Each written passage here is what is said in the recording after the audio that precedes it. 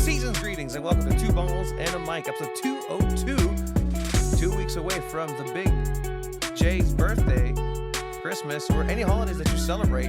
Season's greetings. We will start with soccer in San Diego. There is not a lot other than San Diego soccer's happening, playing right now.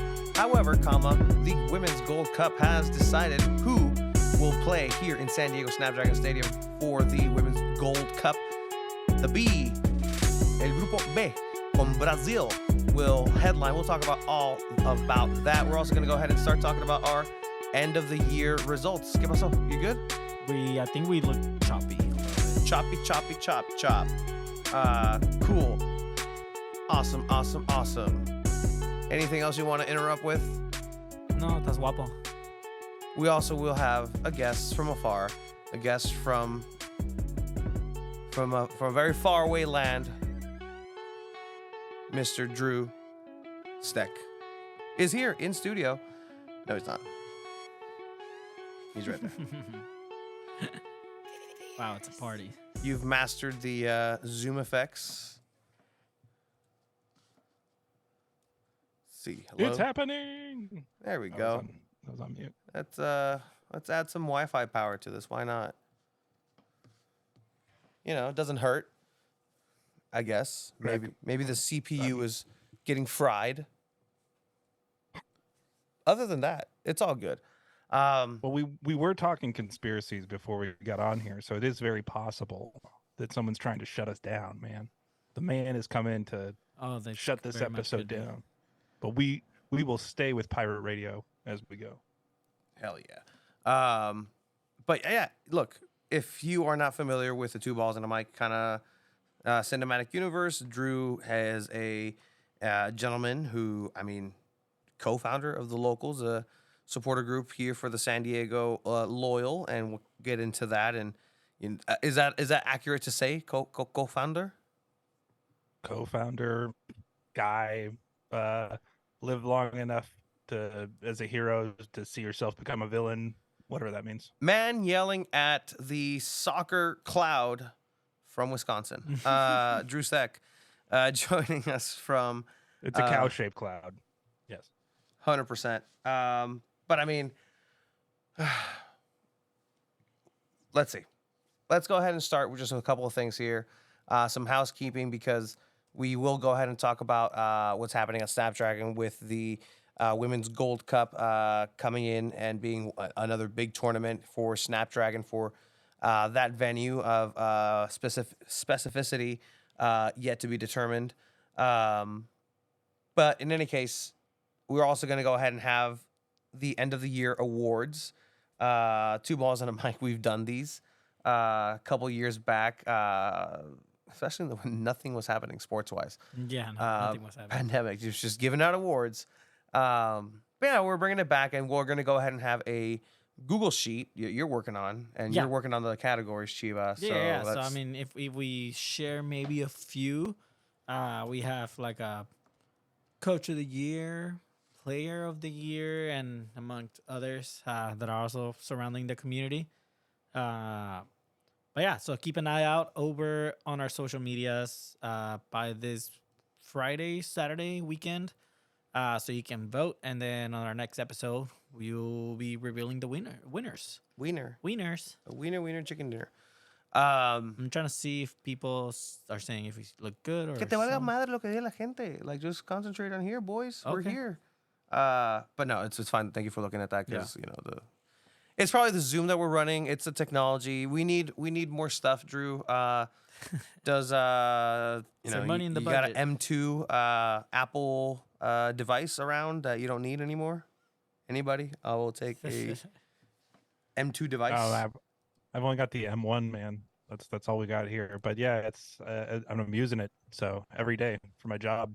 But when I have an extra one, I'll definitely send it your way. But yeah, we are constantly looking to update stuff here. We're going to be doing a lot of fun stuff going into the new year. Maybe one of those new things will be looking at our stream platform here in terms of what we do here with Two Balls and kind of what we're doing in terms of our branding and what we're doing moving forward. So pretty exciting stuff happening here. But generally hang out with us here, and we'll keep rolling through this.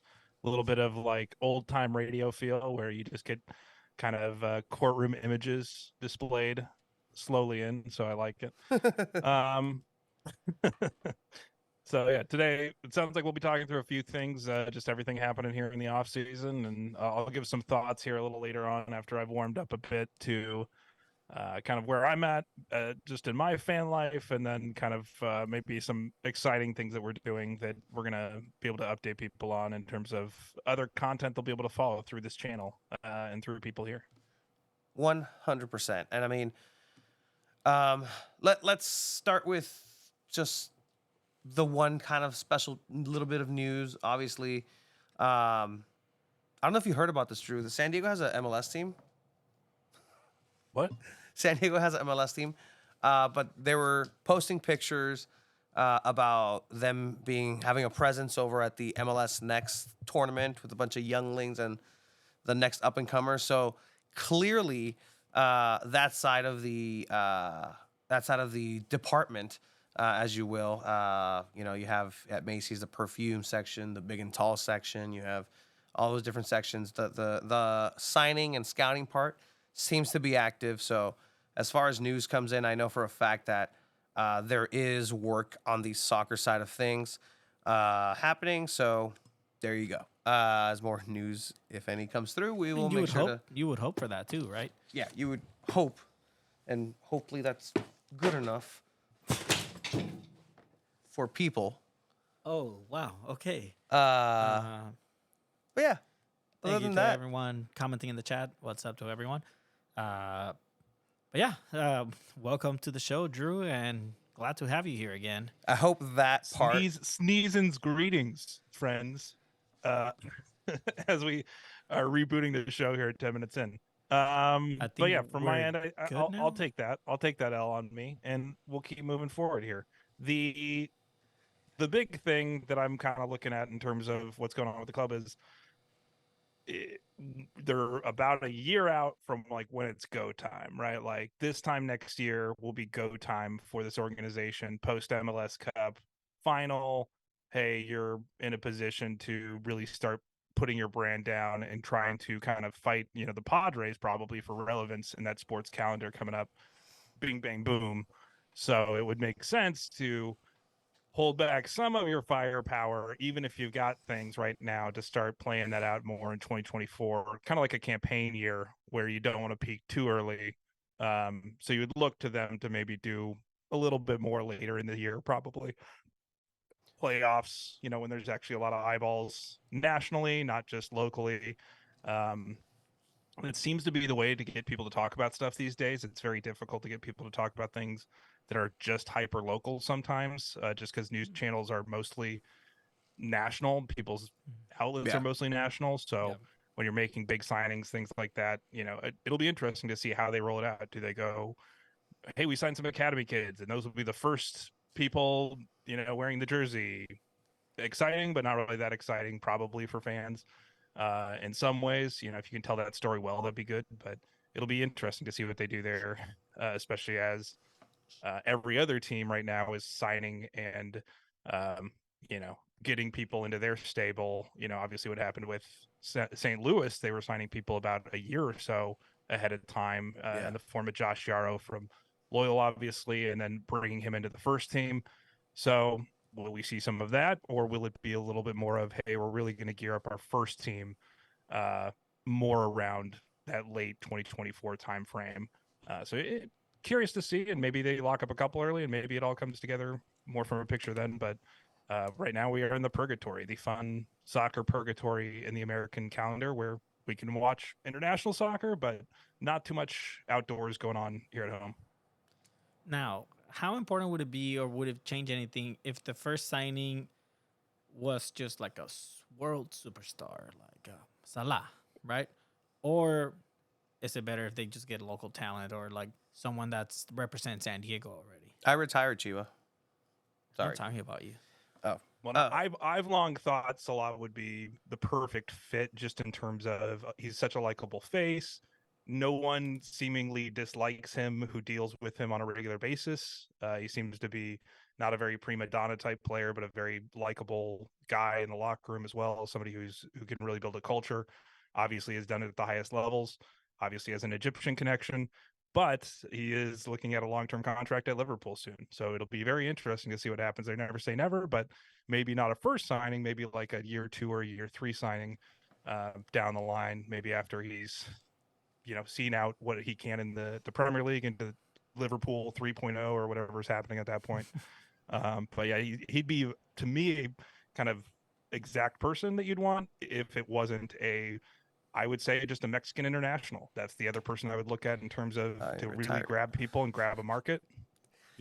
Chicharito's obviously always floating around. He's out there, but I think Raul Jimenez, somebody like that, might be a little bit more interesting to bring in and have, be your headlining signing. Just Memi Ochoa, I don't know, somebody like that would be just kind of a crowd pleaser that everybody likes. But I think you want to have them be equally talented and a big name, somebody who can actually produce for the team as opposed to a vanity signing. So that's where I'm at, is you want somebody who's still got some legs in them, as opposed to what we have seen in MLS a lot, which is, Messi's still Messi, but Messi is definitely at the denouement of his career, right? And he said it himself. He is in the load management phase of his career. So I would love to see somebody who could actually start every match, be an integral part of an offense or defense, but be that kind of person.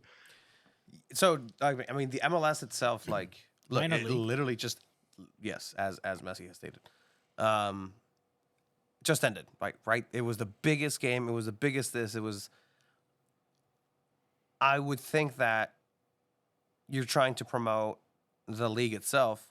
Why not have a championship hosted watch party? Like, that would have been interesting to just kind of roll with that. If you're going with, the knack that, we're going to get a lot of Latino Mexican viewership. The Liga MX is holding their side of La Liguilla. Like, these are events that are happening that pertain to people here or pertain to the SDFC group themselves. But again, I'm not here to work for free.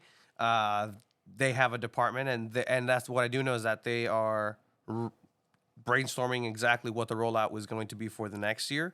So that's something that, we'll wait and see as far as how that goes. But I mean, the MLS and Sayuda, it doesn't help themselves. You wanted like a watch party from them? Like, I mean, direct comparison. We actually had one from USL San Diego before they were even had a name or branding. When the U.S. women went to the World Cup semifinal, they did a watch party for that, and then a final watch party as well at Petco Park.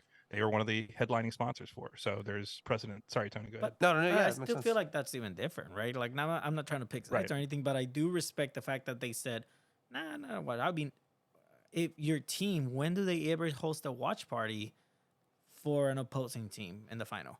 And I get it, it's like a community event, a community chance. Great, I love this. Keep going, because I already have the rebuttal. So I'm just, I say this team in 2-3 years, it's not in the playoffs. Do you still want them to host a watch party? When do you have a team that openly is supporting a different team from a different fucking continent? Granted, under the umbrella of Right to Dream, then call the team Right to Dream. But that's similar in the same way, right? Like, I don't know how many people signed up to be supporters of FC Northland, who supporters of this specific player who was from the Right to Dream Academy. Like, and I get that. No, that's a great storyline. Like, fantastic. Those need to be highlighted because the Right to Dream concept is great. It's great on paper and what it could potentially mean for changing people's lives. Fundamentally, right? That's the dream. But again, like, I don't know how many people signed up to be a fan of all these different teams, because that's where the eyes should be right now, as far as like who's gonna be part of this team, right? But at the end of the day, like, why not? Why not? It's not my place. They just had a successful event with Street Flow. People are still talking about it. They got the NWSL shields, the most prestigious. Yeah. I actually like those shields. I'm not gonna lie; those shields are pretty cool. The platters, But let's stay grounded here. All right. SDFC, we'll mention quickly. You in that same vein, San Diego teams. San Diego Waves, Naomi Girma got nominated, for U.S. Player of the Year, which is really so cool. Really cool. It's just her second year. She already won back-to-back defender San of the Diego season. is just coming up, and I feel like there's a momentum there that's not really being tapped into, and if it is then there's still time. But I mean, we'll talk about it, Drew. Like this. Well, Yes. it's ideal signings. We were talking about signings before. Wave got it right off the bat. They signed the best female player in the world, at least in terms of stature at the time. And they signed the, in terms of proven goal scorer, everything record wise, all that kind of stuff. And then their first draft pick is now on the road to becoming the future Hall of Famer status, if you will, from a second year player. And that's a lot of expectation to put on someone. But we're talking about somebody who's already done a lot of the things and performing at a level that is up there with anybody else playing the position in the world. So, in her second year at a professional level. So it is impressive to see, but I think she's earned all these accolades. She's the reason that they are successful when they are successful. When she is not put in a position maybe to be as successful, I'm not saying the team limits are down, but I'm saying maybe certain matchups, certain things that have happened, when they do get beaten a one-off game, typically the defense has been pretty stout.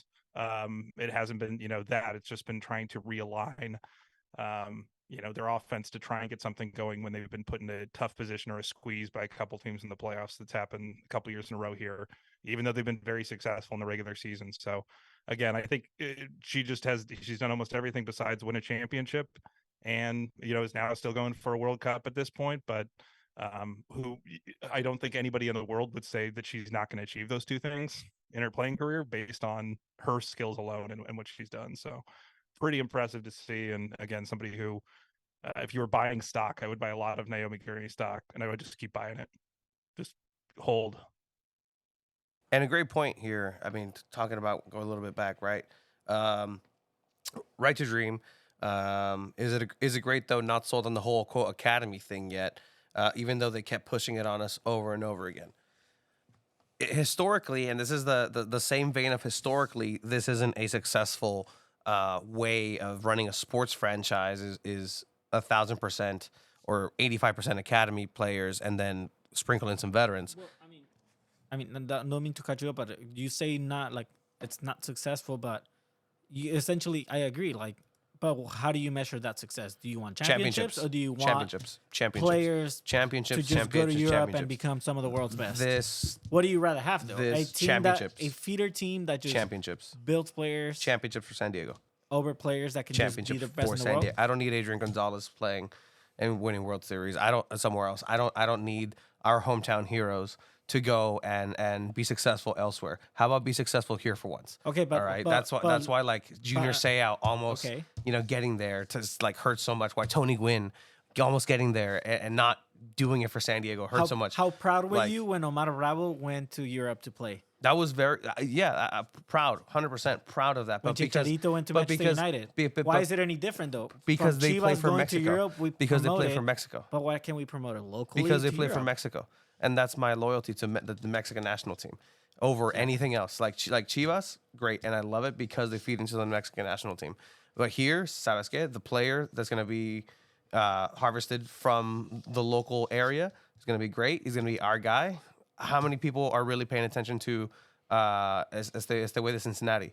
Brandon Vasquez. How many people are actually paying attention to Mia Official, who's fucking playing at Chelsea? Like how many? Yes. Yeah. Thank you, Drew. Yeah. Thank you, Drew. But like, 6-1 in soccer. Too. how many people are legitimately following these stories that are already out there where like, yeah, sure, like you have the next big player, sure. I mean, you think about it here, right? Xavi signing for Monterrey. How many people are like, yeah, like they're going to follow his career, but it's not like like citywide, like, yes, when this team, if they ever win a championship, then that's going to be great for the city because the city hasn't won it, just like if Wave win it before. But back to the point, not sold in the whole academy system. If you're talking about it in a soccer perspective, I'm not sold on it either. It's not.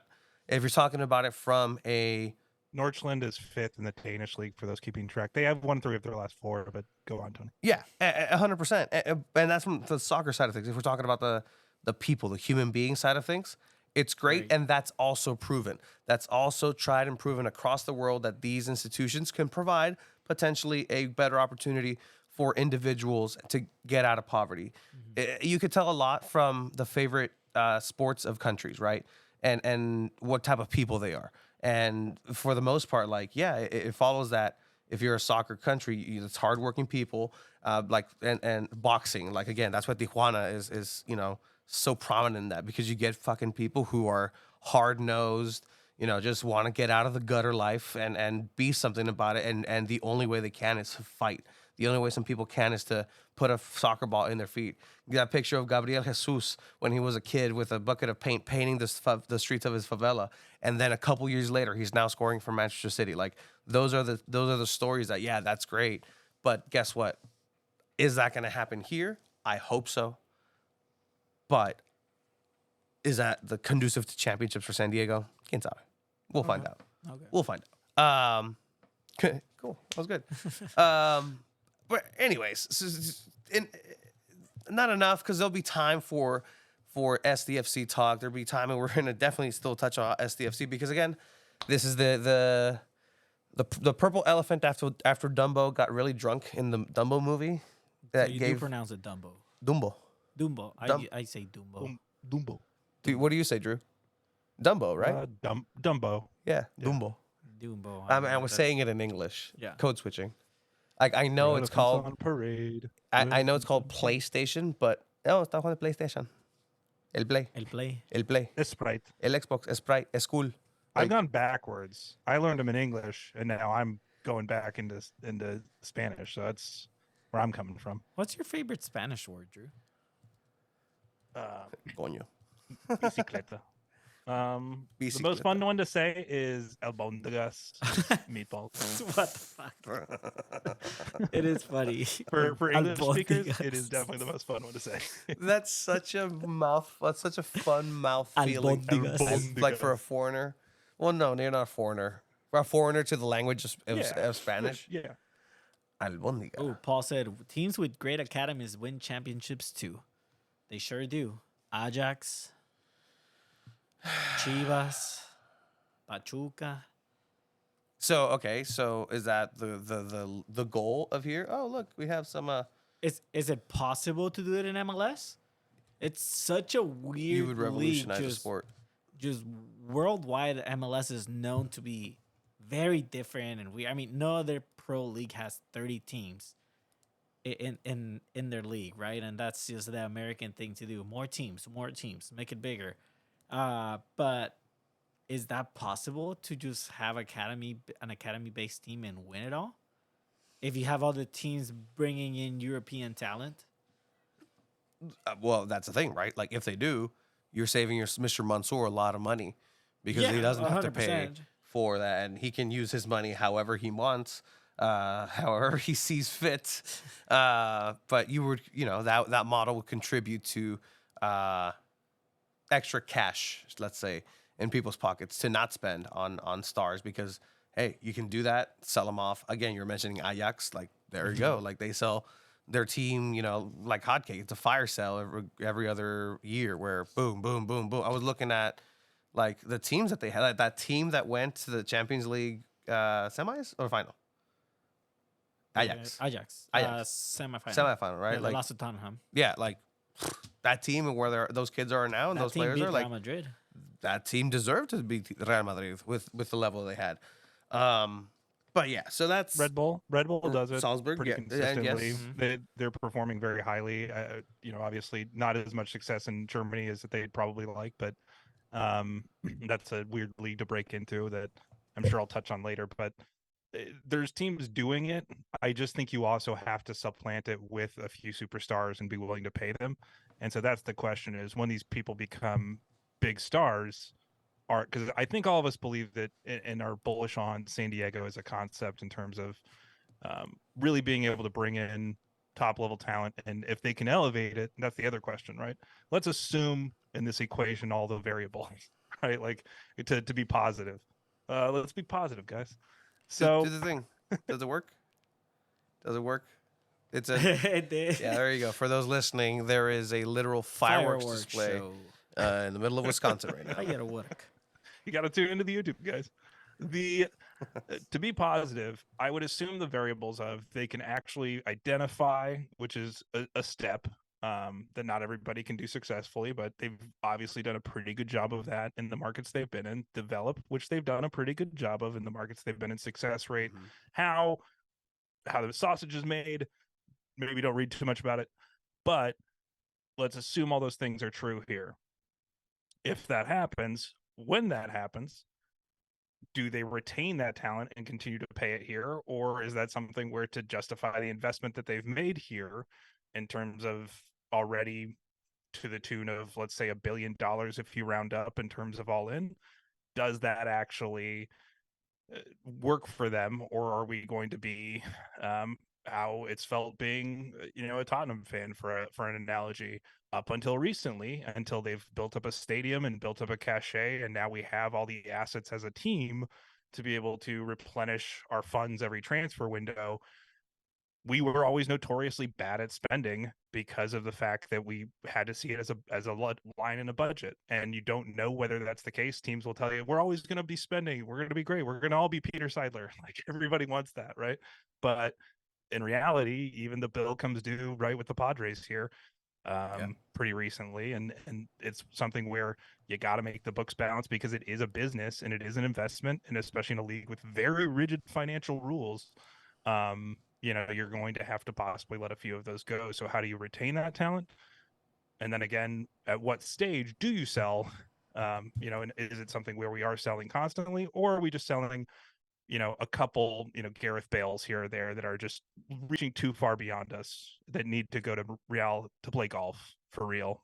That's why. But that's where I'm coming from. Is I think there is, even if this is successful, right, which is a lot of assumptions, does that even end up in a space where you're not frustrated as a fan because you're constantly a cog in a bigger system? And that's a larger part of my criticism of this entire endeavor that we can get to in a bit. I don't want to get totally into to keep hyping up when Drew drops Drew bombs, or Steck decks, as we call them out here. We'll do that a little later on in the episode. But yeah, I think it can be, and we've seen places that it is. It's just in this league, as you said, that's a weird league where somebody can just buy Messi. Essentially, we're all buying Messi. If you're in the league, you're buying Messi, I guess. Yeah. We're all paying for him like a government service, I guess. In that sense, Messi tax. Is the league rooting for your success if you're not doing things like that to try and be successful? You know what I'm saying? Yeah, and I was looking at some of the things that they're offering, because some of the emails for the people who put in the $18 have gone out, and what they're offering is expansion of the league itself. Like, you get a free MLS on Apple Pass, and you get all these perks league wide, and that's good, because again, you need to start generating that revenue that's going to potentially put you into that next level. Because look, unless oil money starts coming into the MLS, which, I mean, I don't think there's, New York.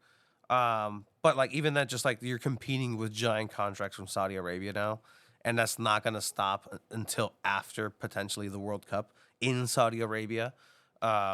So that's going to be the reality of things now. So there's too many unknowns and too many factors to really sink your teeth into some sort of prediction of saying, like, this is how SDFC is going to go. Because even based on the track record of these new MLS expansion teams, like, they're doing things so different that while it may result in yield in great results, it's still left to be seen if it's going to be worthwhile people's time to invest and see it through, other than this just being the team that represents San Diego by name. And, hopefully with more individuals and more people who see the value of what was already built here, can then they parlay that in a natural, holistic way to get the band together, guys. Like, that's all it is. We were watching and talking about the Turkish referee that got socked in the face. Oh, that was crazy. Like, it's a fucking game, guys. Like, I get it. I've been that pissed. I've been that upset. you see that at they referees. suspended the league. They suspended the indefinitely? entire league. That's crazy. Good. I as a former referee, I back that 1,000%. Like, great. Don't ever touch the referee. If you think I'm, you know, I protect goalkeepers in the small box, just how I protect referees, the Blue Lives Matter of soccer. But you know, it's just a game at the end of the day, and people are gonna make money hand and fist, and that's just what we, as the observers, the watchers, as you know, if you watch the Marvel What If series, you're familiar with that. I was familiar with the Watcher before the What If series, just letting everybody, Oh, cool. you know, putting everybody Yeah. on respect. Where the fuck did you get a Mexican Coke in Wisconsin? No. Excuse me. What? Excuse me. You are Mr. I went Second. down to my bodega. I Oh. went down to the bodega on the corner. Bodega. Oh, Macheco, Mr. Johnson's bodega. Even the Mexicans have American names over there. Wait, what else do they sell? in Jaimito Bodega? Johnson. Senor Johnson. Senor Johnson. Wait, what else do they sell there? What's the most Mexican thing over there? Nicaragua. Okay. Something tells me there's a connection here for that locally. Yeah, no, I've got a couple bottling suppliers that drop off at the house. Hell yeah. Like an old milkman comes by with the truck, then they walk up with the white suit. And hand Oh, me a like the Dave case of- Chappelle milkman? Got it. Yeah. Same idea. That's exactly what happens at my house every Friday. Drew, do you miss like the Mexican food here in San Diego? Yeah, I have to make my own. I mean, it's kind of like if you loved, like, I don't know, Wendy's, and you moved away from where all the Wendy's were, and you're like, I guess I just got to try and make my own Frosty now, because that's how life is. There's decent food in the city. A lot of it's weird because it isn't Baja, so that's also the thing. Is like a lot of it's like Yucatan or like Mexico City influenced stuff. So it's great, but it's not like what I know. A lot of Spanish stuff, actually, more so than Mexican food, which is interesting. So like we different get a lot paella? of Paella. All right. paellas, a lot of like Tapas. tapas places that are like Tapas. legit tapas, but Okay. like, and you have Mexicans cooking Spanish dishes, so it's great. But it's They won. So you can't They go won. anywhere. And What do you want me to say? Like, they won. no one's doing fish tacos. No one's doing really Gordita. even Bro, good you al guys have pastor. so much whitefish out there. You guys could make a Tony and I have talked about killing. this is our side like, business. yeah, right? we've- When I actually have the recipe. Like, it's a very skeleton scaffolding of what the business is going to be for selling fish tacos. Like, I have the recipe, I have the suppliers for fish, I know which fish to get at a cost and how to get it there, all the ingredients. You know what, if you switch parsley and cilantro half and half, like, you can get away with it, right? Like, I don't know any better. Just put some chipotle sauce over there, like, killing. boom. So $7 a if all taco. goes to shit, let's just move over there and start a business, guys. Yeah. Yeah. And My support the dream is to build giant greenhouses and put avocados in those, and then Yeah, I can avocados. run avocados from the Midwest. and then throw Super Bowl commercials for avocados from the Midwest. Avocados from Wisconsin. Avocados from Wisconsin. Stupid. From Avocados Senor from Johnson. Mexico. If again, Senor if everything, Johnson. if all goes to shit here, two balls in a mic explodes. We get denied credentials because we pissed somebody off or whatever. Me. We'll just go over and do coverage for the eventual MLS team that's gonna usurp the USL team that's gonna start right now. We start over. We start over. We just reboot.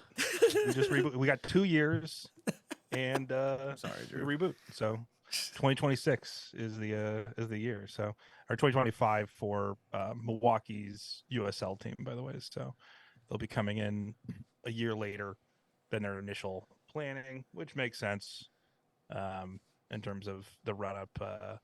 So that's interesting too. But yeah, that's where a lot of my feelings that I'll get into here stem from. But Yeah.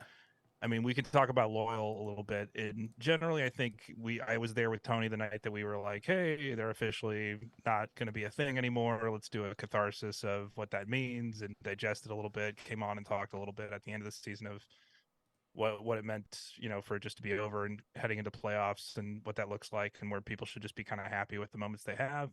Turns out we didn't have too many moments, as per the Loyal way. And it seemed like everybody still had a great time, and that's great. Looking back on it, I think it's sad because it showed us a doorway we didn't know existed until it really shut in some ways, that there's a way to do things differently, and that we thought, yeah, this is just part of a wave. And we knew it was special, but I think once it ended, we looked around and said, there's literally nothing else like this in American soccer that's started recently. A lot of teams that have that kind of community grounding or kind of fan, seems like fan equity in some ways have been around for a number more years, or started with even more humble beginnings.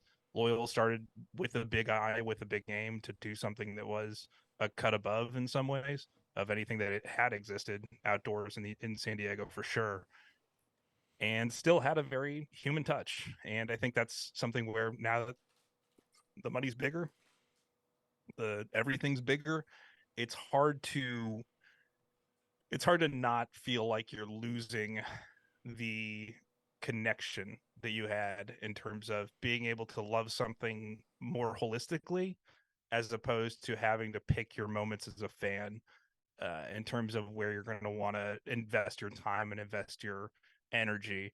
It felt like anything you did for the group kind of lifted everything that was happening in there. And I hope that to some degree that happens with future endeavors for people, whether it's Sockers or Wave or STFC or whatever. But for me personally, it just felt like it was special. And I think by just trying to insert something else in your life there, I think you're diminishing its the specialness or speciality of it. And so for me, that's kind of where I've landed on End of Loyal. You guys have talked about it a ton, so I'm sure you have a couple thoughts, but I can move on to our next. It's weird because I've run into people who were on every side of the announcement that Loyal wasn't continuing. From those who initially and were for a while just like no SDFC no, to them really being in disbelief that Loyal went away, to then now currently being almost like, well, Loyal happened, we'll get over it. Like we gotta, it almost seems impersonal. Like, God, here we go. Mm-hmm. All right, Chiba, just nod and smile. Like in the Monty Python skit where the movie where they're just throwing the bodies on the cart. Is that Life of Brian or is that the Holy Grail? I That's think the it's Holy Grail. they're doing. Yeah, Life yeah. of Brian does have a lot of that similar stuff, though. Yeah. It could be. It honestly could be in just both. throw the body into the I cart, think it's in. into the body wagon, and just Holy take it Grail. away. Yeah, it's Holy Grail. Holy Grail. Yeah, because King Arthur comes over with the coconuts. Oh, Right. see, I'm not dead yet. That's exactly it. Anyway, I had no idea what but the fuck you guys are talking I about. know you don't. Just thank you for hanging on.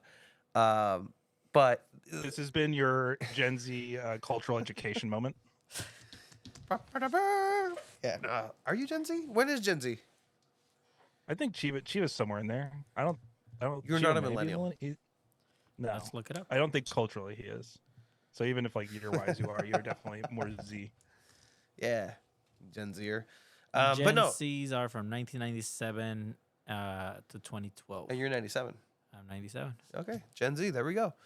Damn, you're the old Gen Z. You're like the analog Yeah, Gen you're Z, like- bro. Yeah, no, look. I'm the CDs Gen Z. OG. Oh shit, no, I got cassettes. You're right.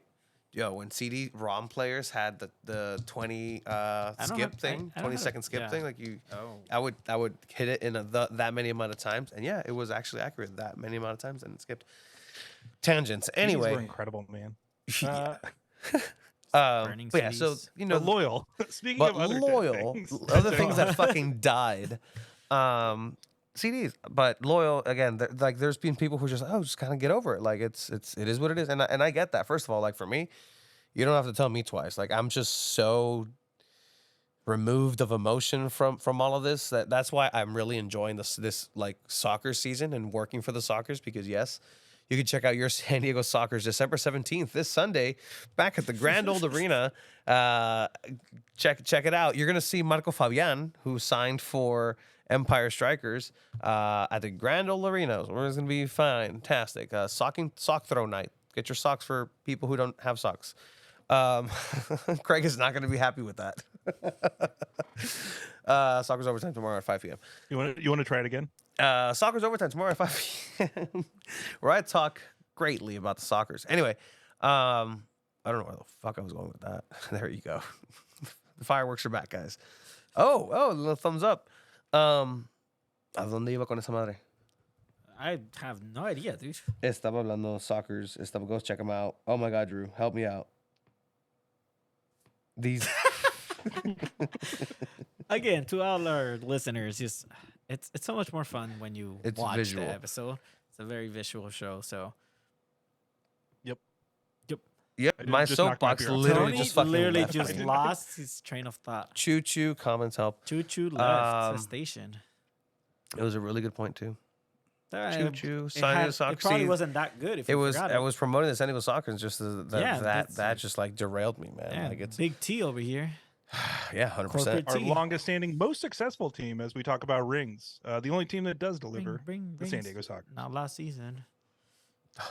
Lords of the Turf, or indoor. Lords of as it Indoor. were. Well, there goes that.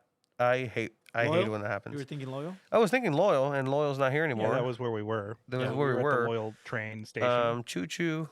All right, that's fine. Jesus Christ. Check What out a, this is what happens when I come on, guys. I apologize. I know that it's not probably some people's favorite episode, but it is some other people's favorite episode. So That is- yeah, do that's true. Keep that in mind. 100%. understand this is for some people. And guess what? This is all for me. This whole thing It's is mostly for me. All right, and you and us And if getting you to ever the watched motherfucking World me Cup. on the Loyal Locals That's true. podcast, when Tony would come on, this would kind of happen on my show as well. So this is kind of a thing we just do to each other's shows, and have done over time. It's my best- We have a lot of fun doing it. It's the best bit. Anyway. Da-da-da-da-da-da. Loyal. But yeah, all right. So Loyal, I mean, is come and gone, and now it's just It's good to see where the This players are void. going. you have a Loyal tracker. Yeah. You're Whoa, tracking them. Chiva, nice transition. That was actually unintentional. That- man, you are on fire today. Intentional. That's what the tracker. Iris for your thumbs up. birthdays. That's So- that's what the tracker on the bullet point meant. So cool. That's what our fucking Yeah, so third the bullet point on tracker- our doc says. Locals have been doing something in our Discord with Corbin Williams. Corbin is also going to help us with our San Diego Punta Football. We're going to use our website. One of the things we'd like to do with it moving into next year as a kind of fun thing for people who have followed this community, and what we're going to do next year is to add more interaction to the players that are not necessarily going to be here anymore, players that have played for teams that are here. So players that play for Wave, players that have played for Loyal, as well as San Diego natives, people that are born here or have some sort of investment in terms of the primary years of their life, and trying to host that on our site where we have little stat boxes for those players that say, hey, Brandon Vasquez is playing in a game right now, so if you come to the San Diego Punta Football, you'll be able to see what players are playing, what players have played, what the recent output is, who scored the most goals on aggregate compared to all of their San Diego native friends. So the goal is to be a hub for the San Diego soccer fan in general and have a space for you to express that, whatever that means. So as we've talked a lot about people aligning themselves with certain clubs here, whether it is the great San Diego Soccers, Wave, SDFC, or formerly Loyal, we want to give you a space that you can feel like you can really follow these people where they go. As we know, you're all doing it via a lot of other sources, just making it really easy, like the old Yahoo homepage or whatever, just another fun place on the internet. That I think a lot of those have gone away. We used to have so many like home pages and landing pages that were like cool, hey, I bring up my computer and the first place I go is, such and such.com. That doesn't exist anymore. So we want to be that for you. Your doormat. Holy crap. Your doormat to the internet is what I was about to say. I was like, that sounds terrible, but it's actually a great slogan. We kind of want to be your San Diego soccer doormat to the internet, where you step out before you walk out into the great, weird world of the internet. Let us in. 100%. Let us in. Oh, what's this? A wild Chiba has appeared. Dun, dun, dun, dun, dun. I mean, you can put me and Drew, and you can. What go. attacks do you have, Chiva? What are your attacks? That is a great question that I will return to.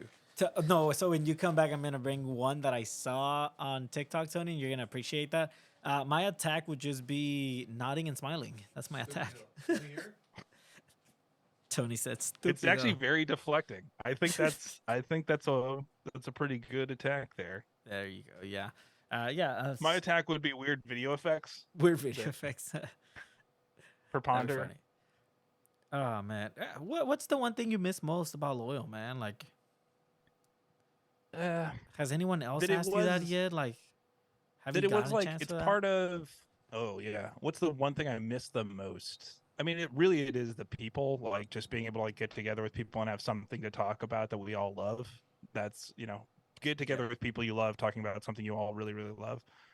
I think that's what's kind of gone away. I think that mostly just it was something that was still available even living 2,000 miles away, that I could find a connection with friends or say, hey, what about this or what about that, with players on the team, or just decisions the club is making and what they're deciding to do or whatever. But yeah, it's I'd say that's the hardest thing, is just having that common fabric and having something that was there in terms of like actually tangible things that will move forward. I miss just being able to know the people and know the intentions of the people that are trying to make, most of the decisions that affect your happiness when you're emotionally invested in something like that. And I think currently it's very hard to deflect and put that somewhere that makes a lot of sense for me, because it's hard to find anywhere that you don't build yourself, or you're not a card carrying member of like a social club, or in the case of a team, you would have to be a fan owned team or something like that, where that you have that kind of interest from the people that are really making the decisions at the end of the day. And that's the thing that I think I miss the most, is just that assuredness. And it's something that I have in a professional life that I really enjoy and keeps me locked in at my job where I am, because I really have loyalty, no pun intended, but to people who I think are trying to do things in an extremely ethical way while still trying to run a business. And I think it's too easily lost these days, and there's too many compromises that happen too quickly in almost every other line of business, or most businesses that you get to know, and compromises that, even if it's meant to be good, actually do compromise the quality and the integrity of the community that surrounds it. So that's really what I miss is. Oh yeah, for sure. And I mean, and let me ask you this, Drew. Like, so say SDFC does start doing things the right way again and win the people over, what would it take for them to just win you over?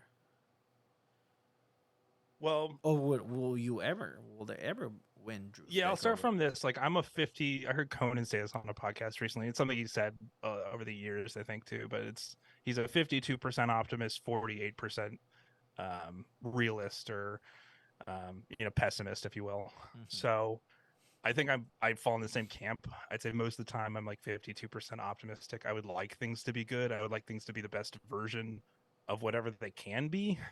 Yeah. What does that look like for that team to me? I think firstly I have to like grapple with the fact that I've come to, since I campaigned, and I openly campaigned for the league to come to San Diego since 2018, I have completely done like a 180 on how I think American soccer maybe should be organized. Mhm. Maybe not a full 180, but I'd say a definite growth, and maybe there'll be a different growth in me that makes me feel different, that would make me come back to this. But generally, I don't have any personal rooting interest in wanting to root for a team. I was very close to, went to a very important match for the Portland Timbers, and I always have felt a connection with that fan base, since then, and very much felt a part of it, and have friends there and people who are a part of it still, and some of them that have walked away because of the way that that team has been operated. And that has been very difficult for me to watch. Then the same league, obviously a different team, but to be realistic, it is a single entity structure, and one that has very strong rules in a way that every other American sports league is less tight on than this league. So just to be realistic, I hope that doesn't affect the fan experience or my feeling in that way, but it still has me very much on a fence that I don't know if I'm going to come off of for a while. So let's say we get over that premonition, and just feel differently about the league, and sort of maybe getting rid of Garber, maybe just like changing the structure a bit, giving a little more autonomy to the teams to where you maybe can actually call them clubs. But I like things like that just for me, from a bigger level standpoint, and that's the thing I key in on as a fan. A lot of people don't give a shit about this. Let's be honest, like a lot of stuff I care about, a lot of other people don't care about, and that's true for everybody. But for me, generally, like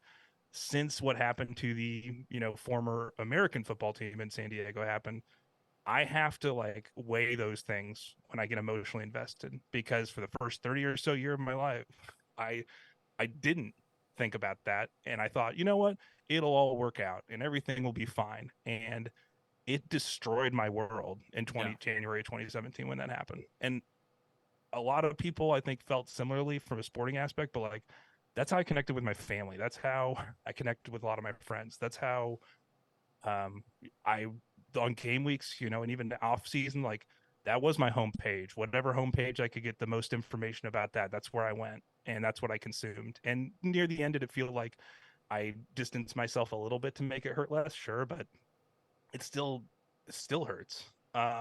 And that is something I never want to have happen to me again, Shiva. So to that point, I think I would need to feel markedly different about those things, and maybe that'll change in another 5 years. But for now, I think that's keeps me on a fence, and then there's another fence in front of that that's essentially like, okay, and maybe that fence can come down or get removed, and then the other one's easier to bypass.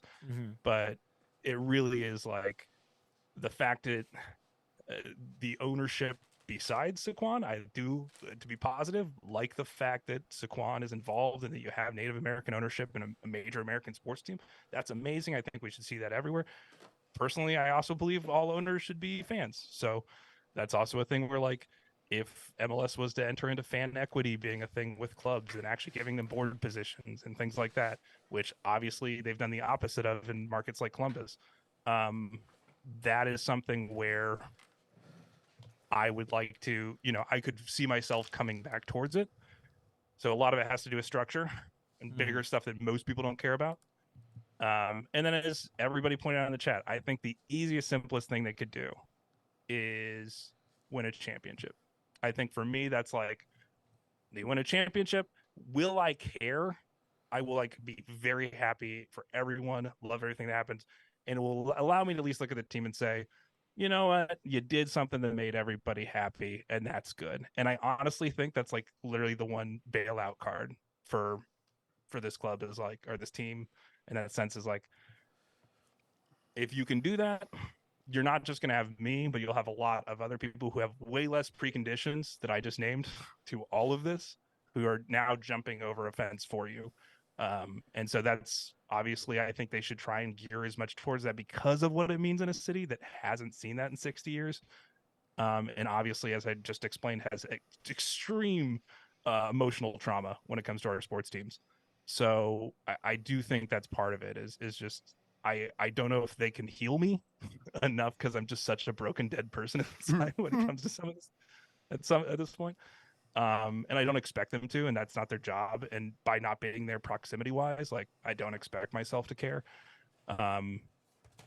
But similarly here, I'm kind of glad Milwaukee has another year. It gives me another year to like distance myself from a lot of this and like get into that eventually, be a season ticket holder who just shows up and enjoys matches. And but I will definitely never be a supporter of whatever SDFC is. I hardly think I'll be a fan. Hopefully I'll be objective in how I can cover that. And generally that's where I'm coming from. So yeah, those are the answers: is change everything about the league and the entire structure in which the team's organized, Yeah. and or win a championship. Those two things to me would And do I it. think that's where people have the biggest issue, right? It's not even towards SDFC at this point. It's just more being anti-MLS and just because of all the business aspect that it has, right? And just a money machine and just all about the money, where in the USL it's a little different. Yeah, it's the ethos of the league itself, and I mean, I was listening to all of this actually in the other room, but that's all valid. By the way, Surf is my Pokemon attack. I need to tell you what the video I saw later. Cool. But and all this is great, Drew. But here's the question: you live in Milwaukee. Why does it matter? I did say that. So Oh shit! Did I not hear yeah, that you part? did. Yeah, Oh, you my did bad. not hear that part. It was a rough go in the no, other but room. it's a good probing question too, man. Yeah. Like it's not so much just this instance of it. That's why the bigger question as to why I'm sad that Loyal went away is that we lost a light in the universe that was not fighting for overall good. And you can have a debate on whether USL is even a good league or ran well or whatever. Like all of that still is honestly objectively things people can talk about. But having competition, especially in an area where the more we watch, a lot of us have found foreign clubs, and by that I mean like EPL or areas that aren't our homeland, right? And Yeah. teams that we didn't root for. Wait, you're not The from things we Mexico? admire about them that are become Americanized, we begin to hate, right? Like Yeah. almost more than their own fans do, because the whole reason we rooted for them is because they were different than the North American culture of sports and what we've built here, which is extremely corporatized and needs billionaires to fund it, because otherwise it's unsustainable and doesn't make any sense. That to me is like the saddest part of this, is that soccer was the one sport that had the chance to do it differently here, and we're still just going to be like every other fucking sport here. And that kills me, is because more than anything, more than Loyal, more than USL or MLS or whatever, like I believe it should be a game that's accessible to everybody, and that means not just a play but as a fan. And I think by removing these choices and removing options, which you can debate how and where it happened, but it directly was a cause and effect relationship here. One bigger conglomerate moved in on a territory to crush a competing company, in this case. And so that's what happened. And now we're, the soccer fans left with a different choice. Mhm. And in some ways, yeah, it's more the same way that a Target, is objectively a store a lot of people like. A lot of the very high customer satisfaction. Very few people have large negative impressions of Target. If a Target moved into your neighborhood and replaced the store that had very specific items you could only get at this one store in your neighborhood that you loved and had gone to as a kid, or even just grown to love over a number of years and was a huge patron of and spent a lot of money at, that's, I love Target. I won't not shop at Target, right? And that's the hard thing. It's like, oh, it's a place to go. But it's one of those things where you are losing choice there in some ways, if that is a direct cause and effect that happens there. So in this case, that is what happened. And so for me, that's why at a larger scale, as you said with Milwaukee, we joked about it earlier, like until MLS comes in here. The good thing is nobody likes this market because it's too entrenched. It already has two sports teams that don't want to be here. And Green Bay's only here because it's owned by the people and can't leave. Literally. So Wisconsinites are good sports fans. That's very much the truth, even though the billionaires that own these teams don't want to own these teams. They'd rather own any other market that's more flashy or cool or whatever, really. Thank God for Wes Edens actually giving a shit about the Bucks, and getting Giannis, honestly, was just luck. So there is certain things that work out for certain teams when they do invest in small markets in a way, but it is one of those things where I I don't want to see that happen here, because it will just not create a pathway for people to enjoy the sport the way most people enjoy the sport, which I think creates a different level of enjoyment than just showing up, plunking down a few dollars, watching a thing and walking away. And if that's all you want to do, there's so many ways to interact with things. There's so many other ways in your life that you can go to an event and have that kind of interaction. The thing is, with soccer, you can have a different type of interaction that, is transcendent, and, to me, just objectively, I think as well, just better in so many ways when it's done correctly. And you can even look at something like Wrexham, right, and say, like, is that fabricated? Is there negativity there? Sure. Is it foreign money coming in to fund a team? Like, is it greenwashing in some ways? Probably.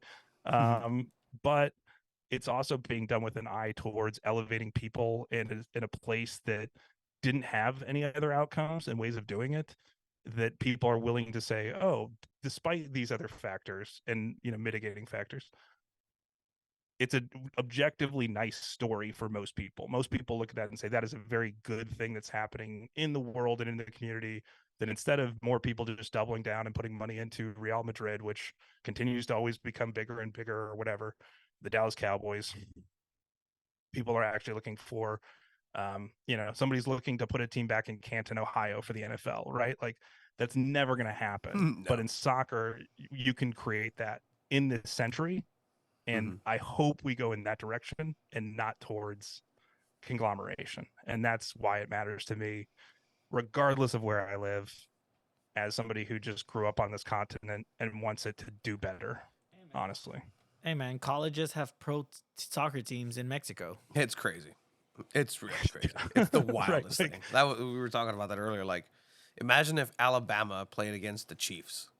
Like, how crazy would that be, right? But Alabama would have pro level athletes. Yeah, too. but and that can have its own source of, like, weirdness and bad stuff, but, like, generally I think just more ways to do stuff is cool. I think that's one of the things that North America's figured out, is diversity of ideas, right? Like, even when we don't get the people part down as much, we do try and get the idea part down a lot, and I think that we try and get that right. But this is one of the areas, pro sports, that we've been bereft of ideas, and we've just accepted what's in front of us a lot of the time. And so that's just my like push to people, is like, don't accept what's in front of you. If you don't want that, don't just feign, well, I guess everybody's doing it, so I guess it's okay. No, just ask for what you'd like. See if they can provide that for you. And if not,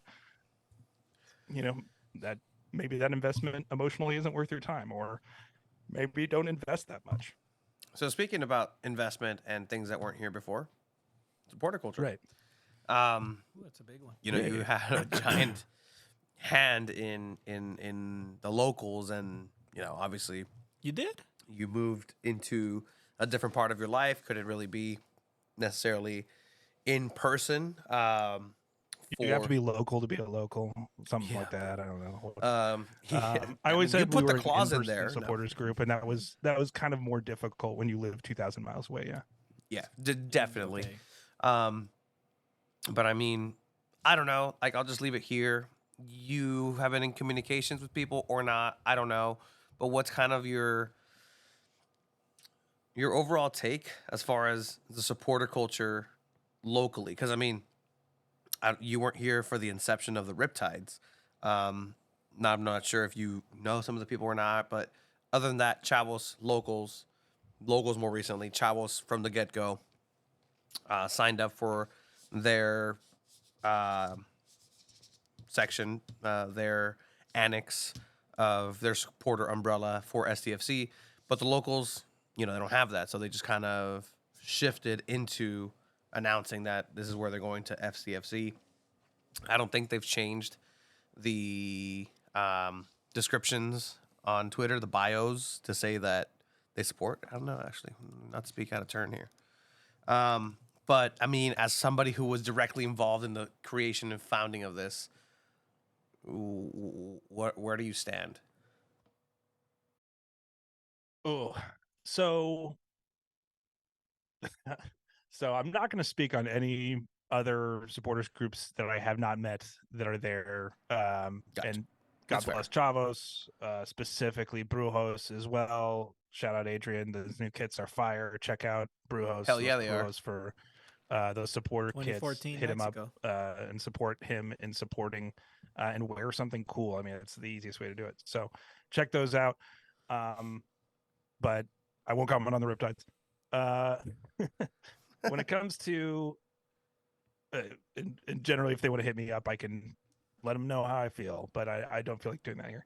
The biggest thing is locals, and I'll say this. So my personal feelings are totally different than the group. I don't represent the group in this capacity. I am still somebody who's part of leadership in a vague sense.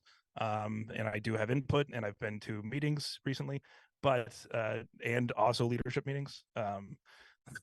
But yes, the current status of how I feel is that personally, I always felt like the group was built for what was loyal. I think some people got in their heads that we support more than just loyal.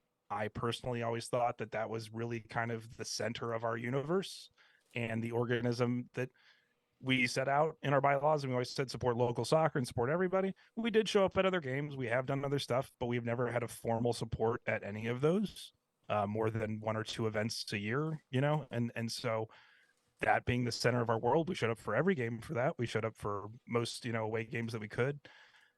That is what we did. We supported that club. So when that club, was to go, for me, I felt like this chapter of our lives was good. As I just explained earlier, that it was very special and unique in a lot of ways as a journey. To trying to conflate that and say we should find a new host is almost like a parasite type relationship, as opposed to something that's more symbiotic and saying let's move on to something else to fill this need that sustains us.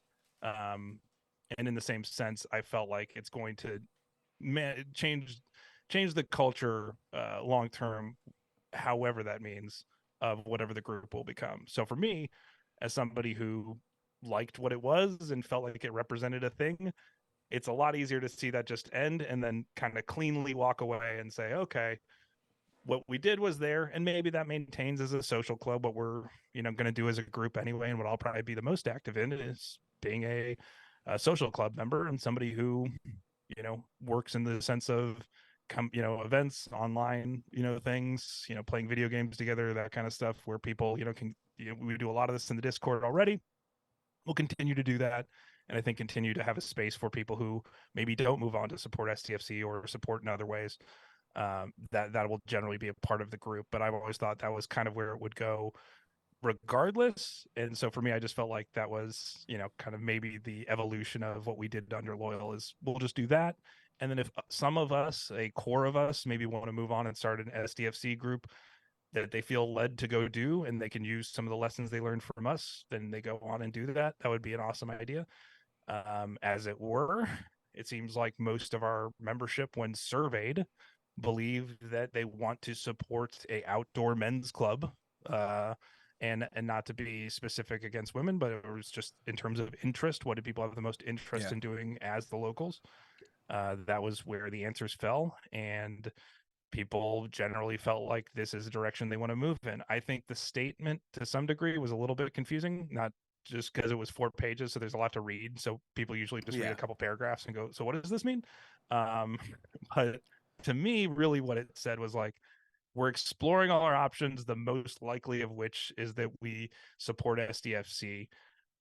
It came out more as we are now supporting SDFC. And I think that it's a journey. I do think that they will grow towards what that looks like for the group. Again, I will probably be more on the sidelines of whatever that process is for a lot of reasons we've previously described. But I really hope that they do a couple things, which I've asked, which is, just from my point of view, which is, hey, I think to be true to the group and to not just conflate that we were created and fell in love with this club and had this journey previously. Why do we need to change our colors to represent the club? There's a number of supporters groups that don't. They use their own colors or use their own kind of moniker and branding. If as it were, a lot of supporters don't even wear club stuff sometimes. Used to more in supporter stuff than club stuff. And not that that's mandatory, but as an official group, maintain the Tory green, maintain the yellow that's been a part of our group since we started. So maybe mix in colors. I don't know if they want to do that, but for me, I personally feel like that's a way to tell the club, hey, we're here, we're willing to be a part of this, but we're not going to change just because you said these are the colors now.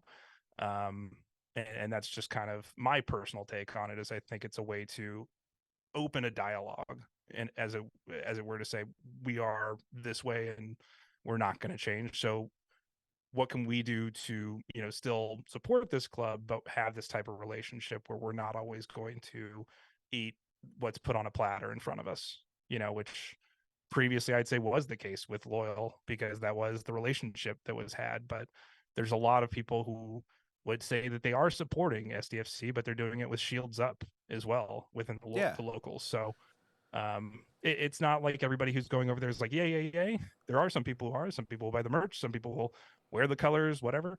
But I do think, again, that there will be a number of people who follow that middle ground who aren't on my end of like, hey, I don't care, which there will be some. I'd say there's a middle group that's the majority, maybe, who are like, I'm going to show up, but figure out what that means to me. And then there's probably a few who are like, you know what, the locals are not all in as I am, so maybe I'm going to go do something else now or whatever. I mean, and that's the thing. Like, I don't know if you mentioned it while I was struggling in the other room, but you can't tell somebody how to fan. You can't tell a fan how to fan, and you were speaking about that. And at the end of the day, like we can all pontificate how we believe and how we believe, the game should be. We are the world, and hold hands, and everything's free, and there's Nike soccer balls for the infinite amount of turf fields or just grass fields with poles in Mexico, Bolivia, Argentina, Ghana, Tanzania, fucking Kazakhstan. Like, at the end of the day, like, that's not gonna happen. That's not the reality of soccer. And call me a fucking pessimist, call me an optimist, whatever. Like, it's the reality of things. All you need to play a game of soccer is you don't even need a soccer ball or goals. Fucking tie some socks up and go play in between two cars. Like, the minimum requirement to have fun in this is not that high. And I think that, where everything's at right now in the world of sport, like, I mean, I don't watch golf, but I mean, did you hear that the guy who won the Masters is going to the Live tournament, whatever? Like, do you know what I'm talking about? I watched the Masters. Well, the guy that won the Masters is going to the Saudi Arabian League or the Dubai Golf League, the Live tournament. Like, and then the current guy just left for that. Like, that's the state of sports right now. The NFL is already the king of it. If there was other leagues, I'm sure they'd just ransack them.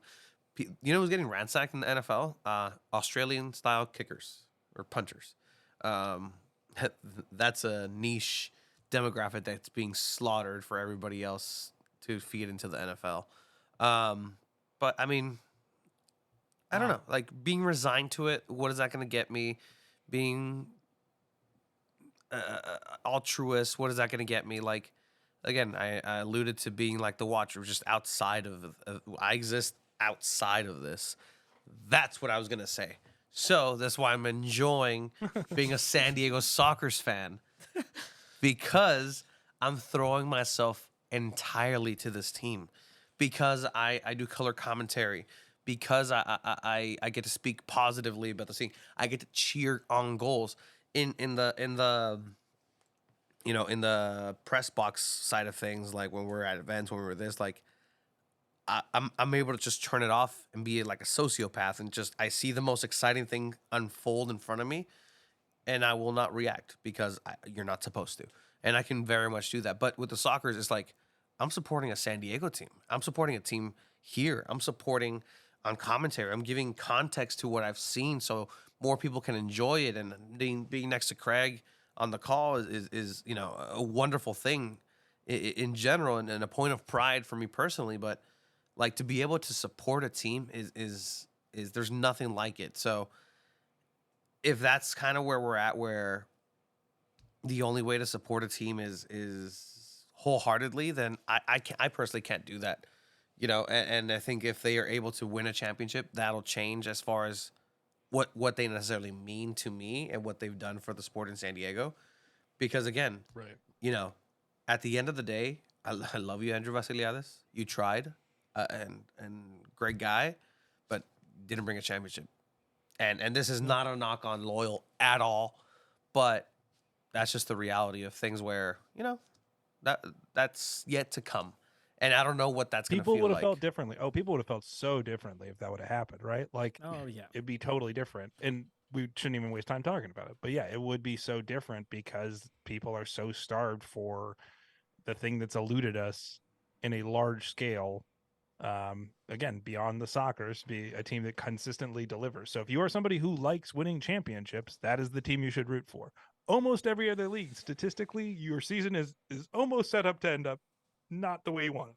Yeah. So in that sense, if that's what you want.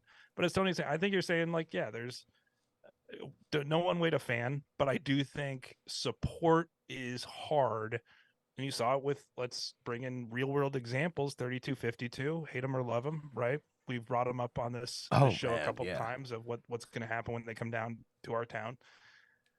And we're talking supporter culture. What happened between them and MLS in the last 2 weeks is, indicative of what's going to probably take place 100%. here, which is not to say we'll have incidents, but there is going to be a feeling out of what can we do, what's allowed, and then whether or not that leads me to feel like I'm being, my investment of time and energy, especially as a supporter, is being honored. And that's one of those things where, again, I think the sirens, not my thing, right? I look at what they do and I go, that's not something I would do for 90 minutes, but that's something they love and suits the team and suits the culture for what they do it for. There's other NWSL teams that do it differently, maybe a little more like what locals do or whatever, but like I would say generally I don't want to go in there, and that's partially what locals thought as well. And having these conversations with people in the NWSL community is maybe there is a space for that, but at the same time, if people are doing stuff that works, it works for that group. That's great. But I do think with this, especially people saying like, let's play Jolos every year, let's play, and have Lama Sacre come in the house, and you saw what it was, them versus Loyal, right? Like it was, a Not even a different full level capacity. of support, right? Like it's tough. So I do think that's one of those things where like hats off to anybody who wants to try and build a culture and do all that stuff. But it is, for me, I think you'll find a lot more people gravitating towards just being fans simply because of the cost as well. I mean, it's just going to cost a lot to go to every game. And then additionally, just for parking. Yeah. And then additionally, you're looking at, an expense in terms of time and effort and energy. And unless you're somebody who just vibes with everything that the team is doing, it's really hard to feel justified that and feel seen. So for me, that's where, I, again, will not probably watch as much and, have even felt myself just lose less interest in what's happening in MLS just based on what it is. And I don't know. I mean, Crest being what it is, I guess we're in hot topic hour here before we get out of the show. Hot topic. I don't think it looks like San Diego. I don't think any of the branding looks like San Diego to me. There's an I am S one and a D, person. There is 5 million people in the region. There is, 3 million people who can call themselves San Diegans. There's a flow on a sticker that Tony's holding up. People say they like the flow more. I think it's Stockholm syndrome. I think they've just seen it so many times now that they go, I guess that's a thing in my brain now. That means soccer.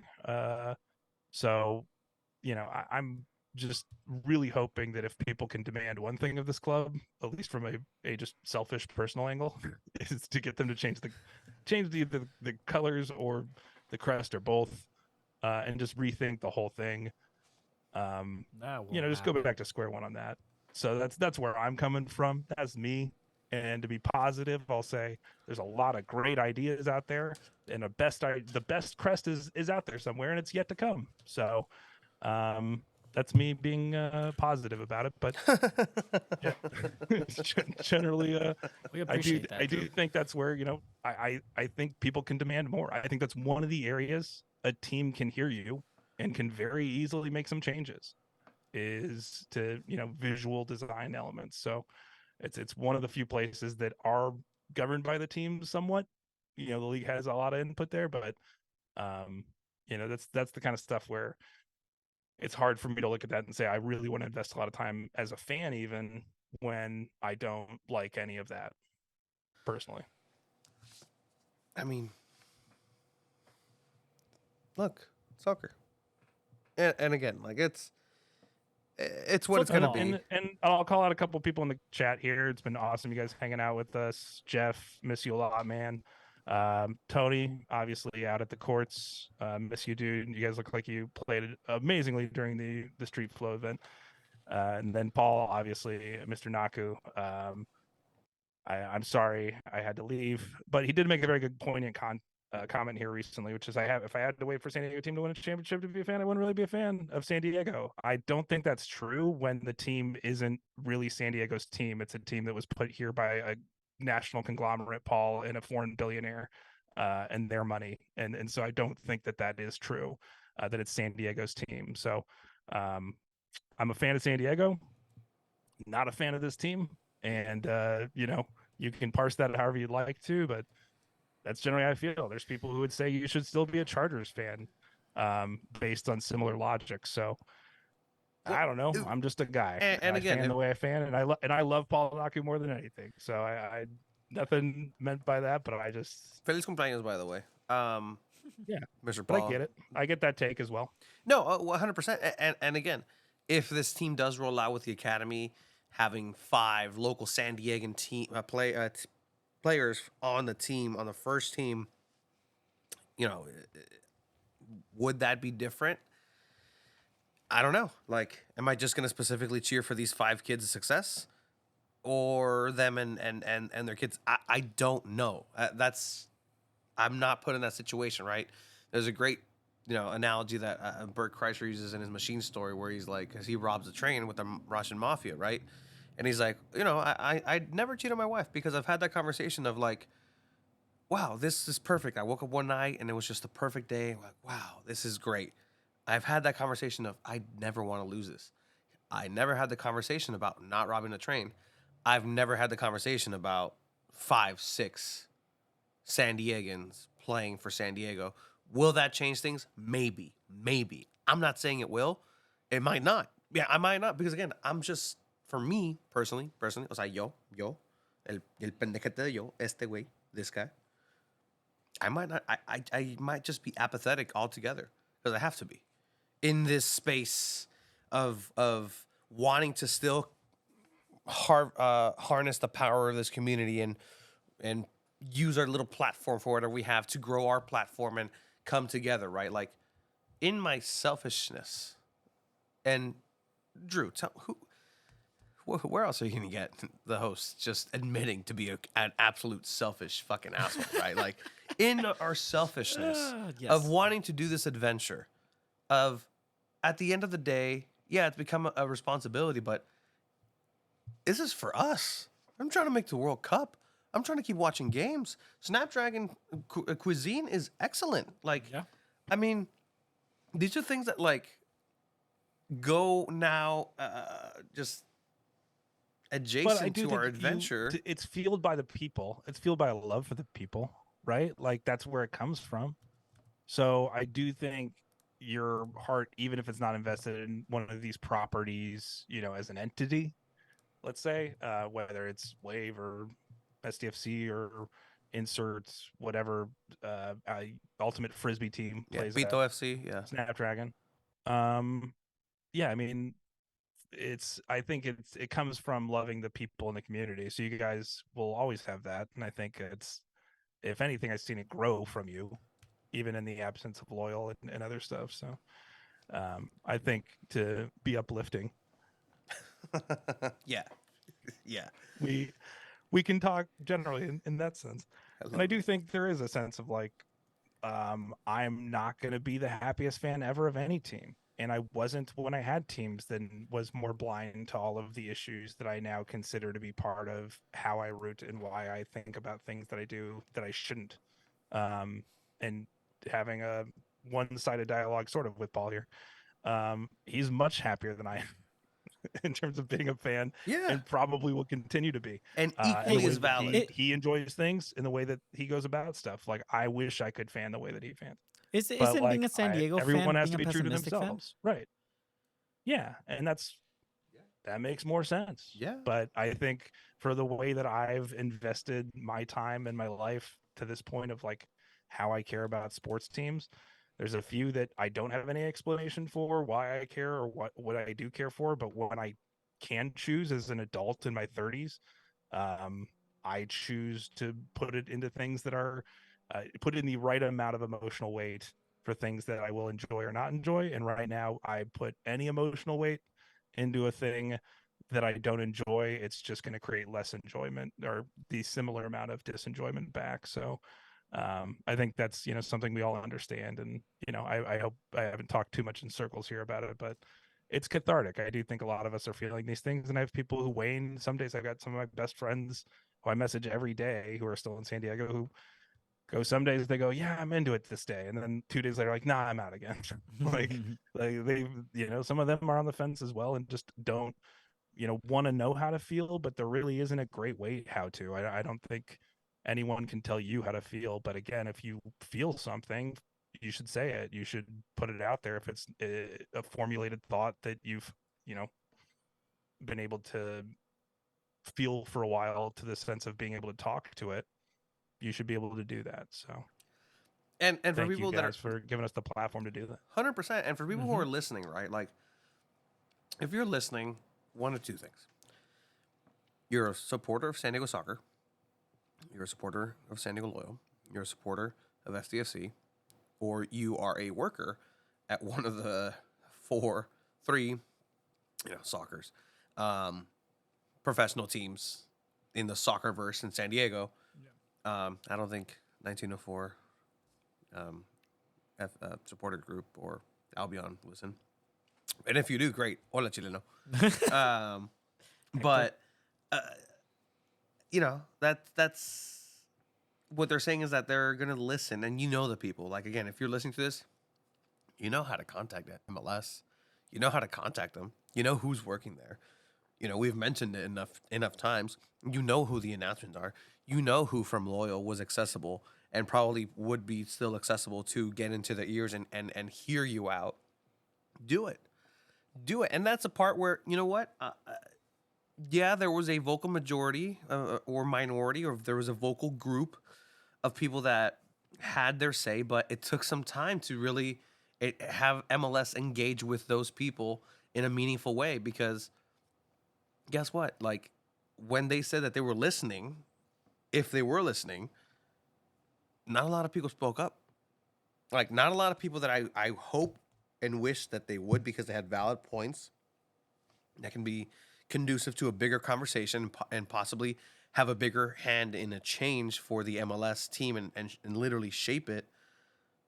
They were muted. And now it's like, well, the machine's going. MLS is on its way. They're planning stuff. The events are happening. The rollouts are happening. And it's a freight train. And you're not going to be able to be like, oh, well, I would like to do, or how about you guys do this? Because it's going. But if you're listening to this, I to play devil's advocate, reach out and have these conversations with the club.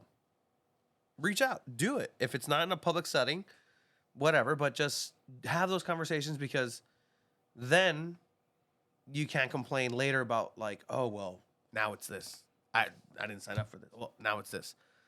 Is it going to matter at the end of the day? I don't know. Probably not. Because, again, to the Target analogy, right? You can go and complain to the general manager of that store, but Mr. and Mrs. Target, the owners of Target, don't give a damn. And they won't give a damn, because it's not their place to give a damn. They are in the board meetings. They are in so removed from it. But the people who are building right now, and the team itself, SDFC, is still also building. They're adding people to that front office. There's a lot of people that aren't from San Diego. There's a lot of people who aren't necessarily from this space, but have that input now to do that. If you're somebody who's listening and has skills to do that, apply for the team. Do it. Do that change from within. Like, why not? I know people who openly detest the club at this point who have applied for jobs. So and they know that because you got to be the change you want to see in the world, guys. Like, and if I was in town, I might take the same route just because I know I would be objective working for them. Like, I'm not going to get swept up with like what it means to be a fan. You know, so it's I totally get it. And to the point of people who work there who are my friends, like, I wish for your success, and I really do. Do I care? I just don't really care about the entity that is MLS at this point. I really would hope that we just get more diversity in options of how we can enjoy the sport and here. And as Tony said, honestly, like, the only thing I can control on that personally is things like Barcata, right? Things that are free, available to everyone, and you can start that in your own neighborhood. You don't even need a field. As we said, you just need 2 sticks and a ball.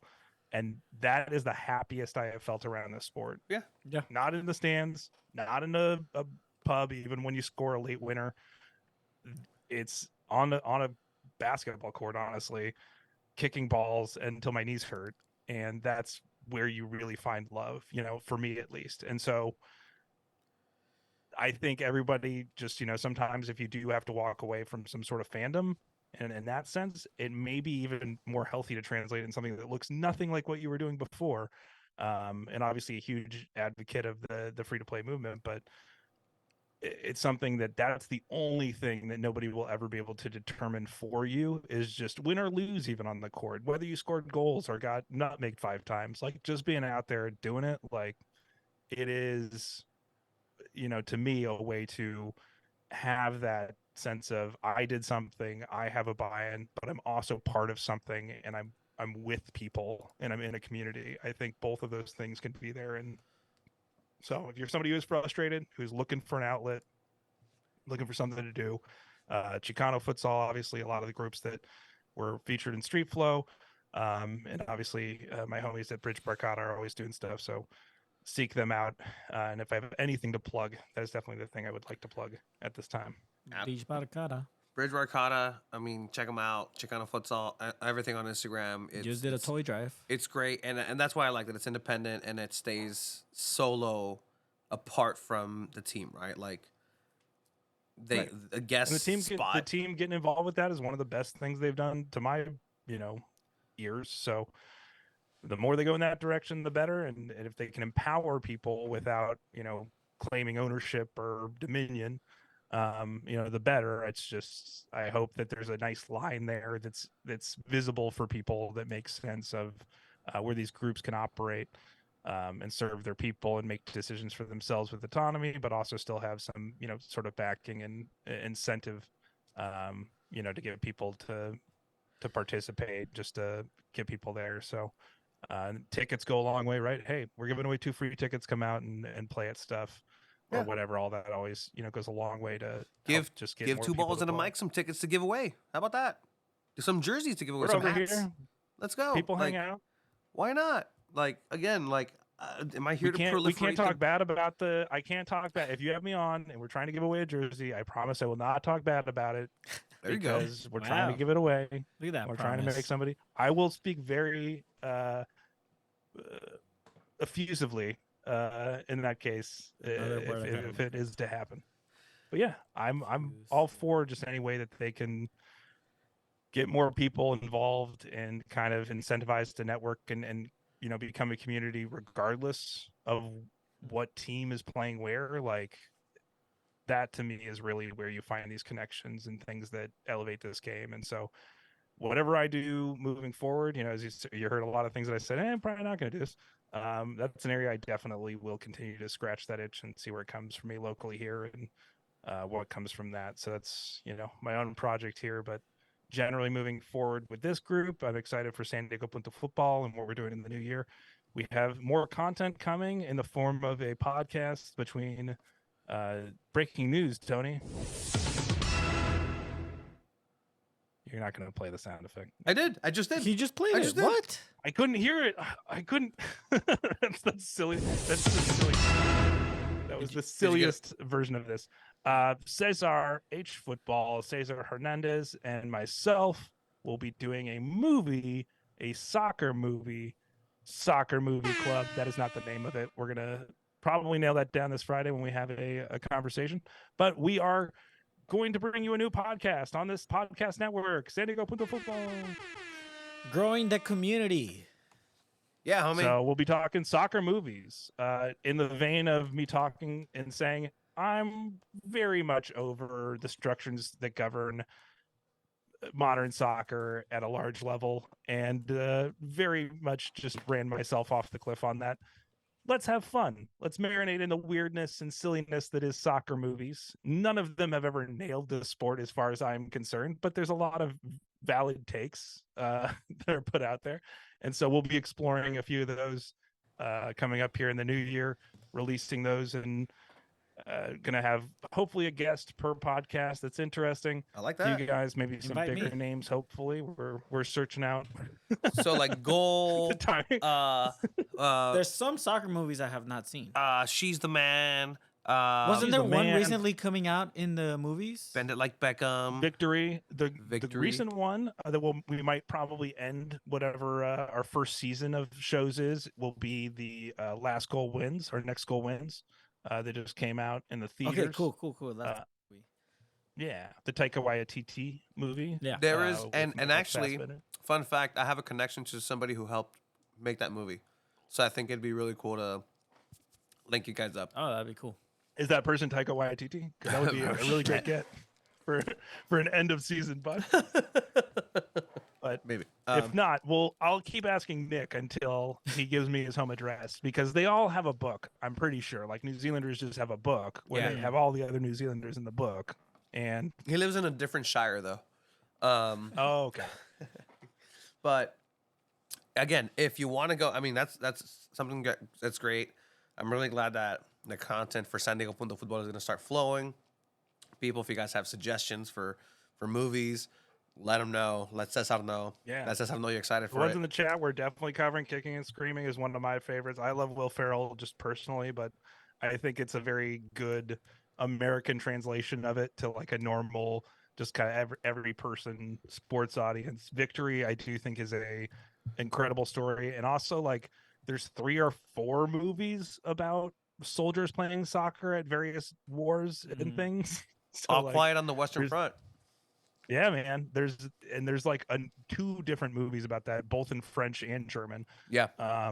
And so essentially, like, there is so many worlds to go here with this. We're going to start with specifically soccer narratives, so things that are written, concocted narratives around soccer, maybe a telling of a story, but done in a fictional manner with actors, with scripts, and then potentially in the second season move on to documentaries and mixing in some other movies from various sources. Tony. But what's up to you? Now, can Tony and I call dibs for a movie to be guessed in an episode?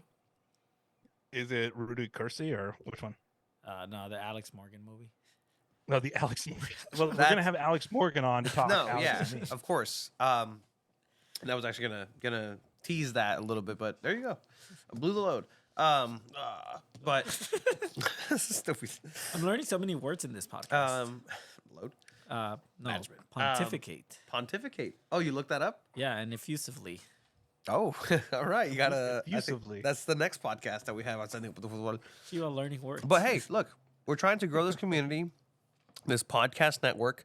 There's a lot of soccer that needs to be covered in San Diego, and I've had different conversations with different people here in San Diego about that same thing, and I agree. So, how about this?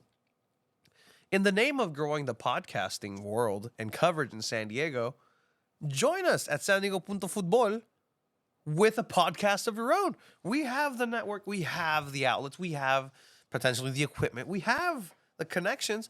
If you have the desire, let's go ahead and do that. Come and join San Diego Punto Football, San Diego's #1 independent soccer coverage. None of this. Look, eventually, Wave is probably going to have a podcast.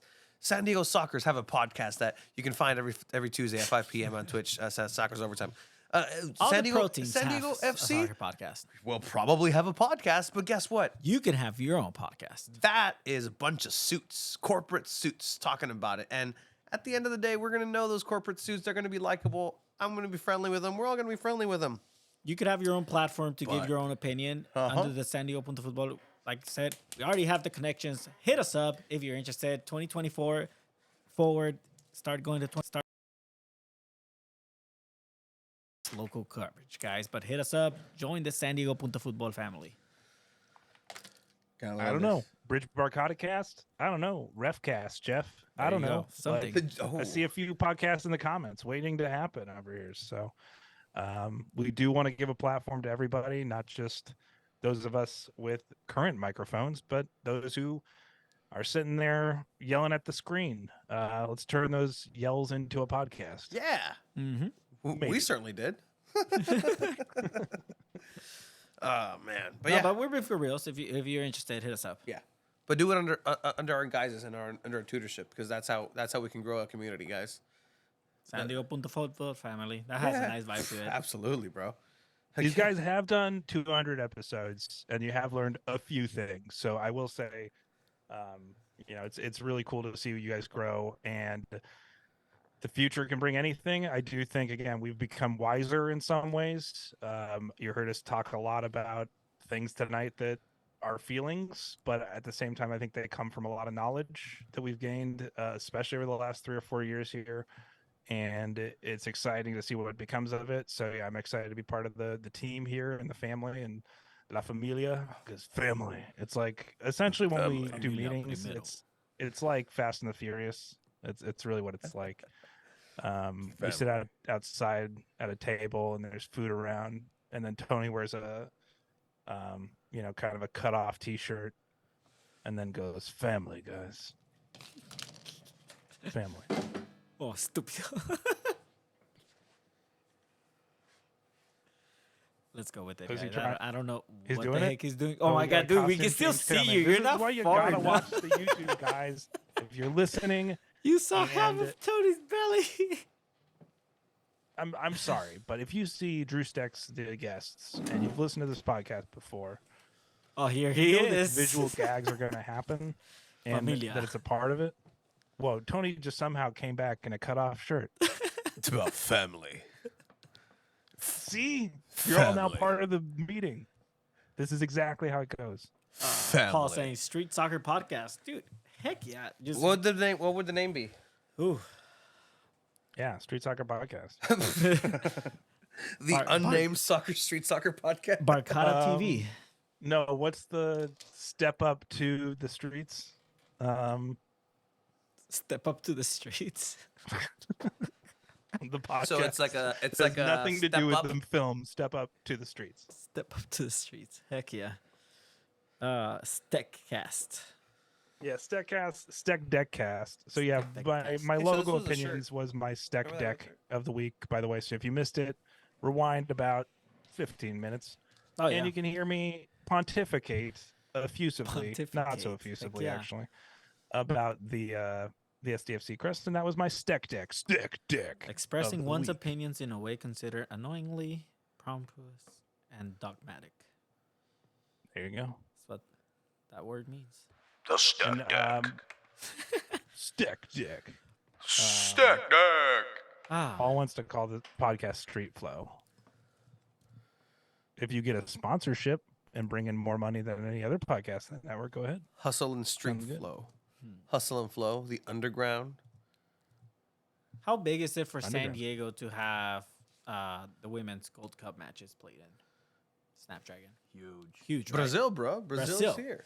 Brazil. Too late Group for my B. girl Marta, but you know. I mean, the final's still gonna be there. I just wish we could have seen a Mexico-U.S. kind of like group stage at Snapdragon. That would be cool. But are you okay there? I, We'll see. I was trying. Las luces. Tony got attacked by the Christmas lights that have been festively hanging over our season's So greetings. Tony's just not the most jolly I person in the fucking world. hate Christmas. So we can get into this. Why? Um, First of all, he All right, shares a look. birthday with Jesus. okay. Well, I don't. December 29th is my birthday. It's too close to, and I compete with the Big J's birthday. So that's one. That I just had this discussion with somebody. My brother's birthday is the 28th. Mhm. And Tony's also my brother. So I've got two brothers That's right. with late December birthdays. But my brother-in-law, family. who just joined the Wait. family, his family, his birthday is the 16th. And so we just had this discussion. I think having a birthday before Christmas is definitely better than having it after. After 100%. sucks because, Yeah. like, if especially in gifts in whatever household come and Yeah. go, but typically you get a gift for your birthday in most And Christmas. households, and if you get gifts for Christmas as well, even just a couple things.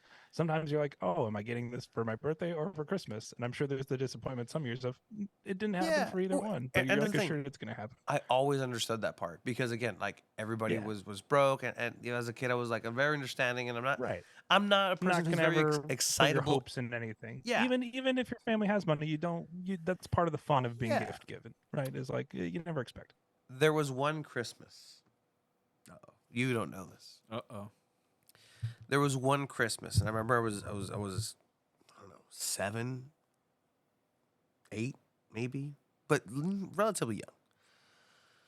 And I was very excited. And everybody got together at the house of TJ, like uncles, grandparents, and everybody. Like it was a good time. And in the morning, everybody starts cooking. Everybody starts doing the whole shebang on Christmas Eve, and the present starts piling up under the tree because everybody comes in at midnight. Somebody gets to be Santa Claus and hand the gifts. Oh, this one's for so and so, right? And so we're hanging out, and I go upstairs. It's a 2-story house, and I go into what used to be my room, and I open up a closet, and I see this futbolito set, the little what is it called in English? Foosball? The little foosball set, and it was the perfect Goddamn gift. foosball. It was the perfect gift for me, Drew. It was a perfect gift for me. I was gonna call you Alex. It was gonna be it was the perfect. Like I was so happy with what it was. Like I can't tell you how happy it was, but because I've always been such a fucking grounded, just whatever person, like a piece of shit type of person. My immediate thought was, I just ruined my parents' surprise. And I started crying uncontrollably because I was so focused. I'm like, they were so happy with getting this for me, and I was going to have a face of surprise, and I ruined it by opening in the closet. And Piece of shit. I couldn't fuck off. I couldn't. And then when it was midnight time, like, oh, this is for Tony. Like, hey, because it was at that point it was wrapped because it wasn't wrapped. They were gonna wrap it, Last before minute. Oh, midnight when yeah. everybody goes to sleep, because we all know that everybody goes to sleep. All the kids go to sleep like at 10 because otherwise Santa Claus isn't gonna come. And then if you wake up at midnight, you're just like, oh, where's Santa Claus? And all the grown-ups are like, oh, you just missed him. But yeah, when I opened it, I was like, yay. But like, I wasn't like, oh my God, because I knew what it was. So your thought wasn't just like, oh man, Santa's not real. No, I knew it was my parents the whole time. That Oh, didn't okay. kill it for me. I was just like, no, I no, think Drew was thinking the same thing. He's Santa like, did- wait. No. Did you just find out that Santa's not real? no. Santa No, Santa gives is real money to No, the Santa gives nice money boys to your and the nice parents girls. so they can buy you presents. Ah. Yeah, Santa is the MLS of gift givers.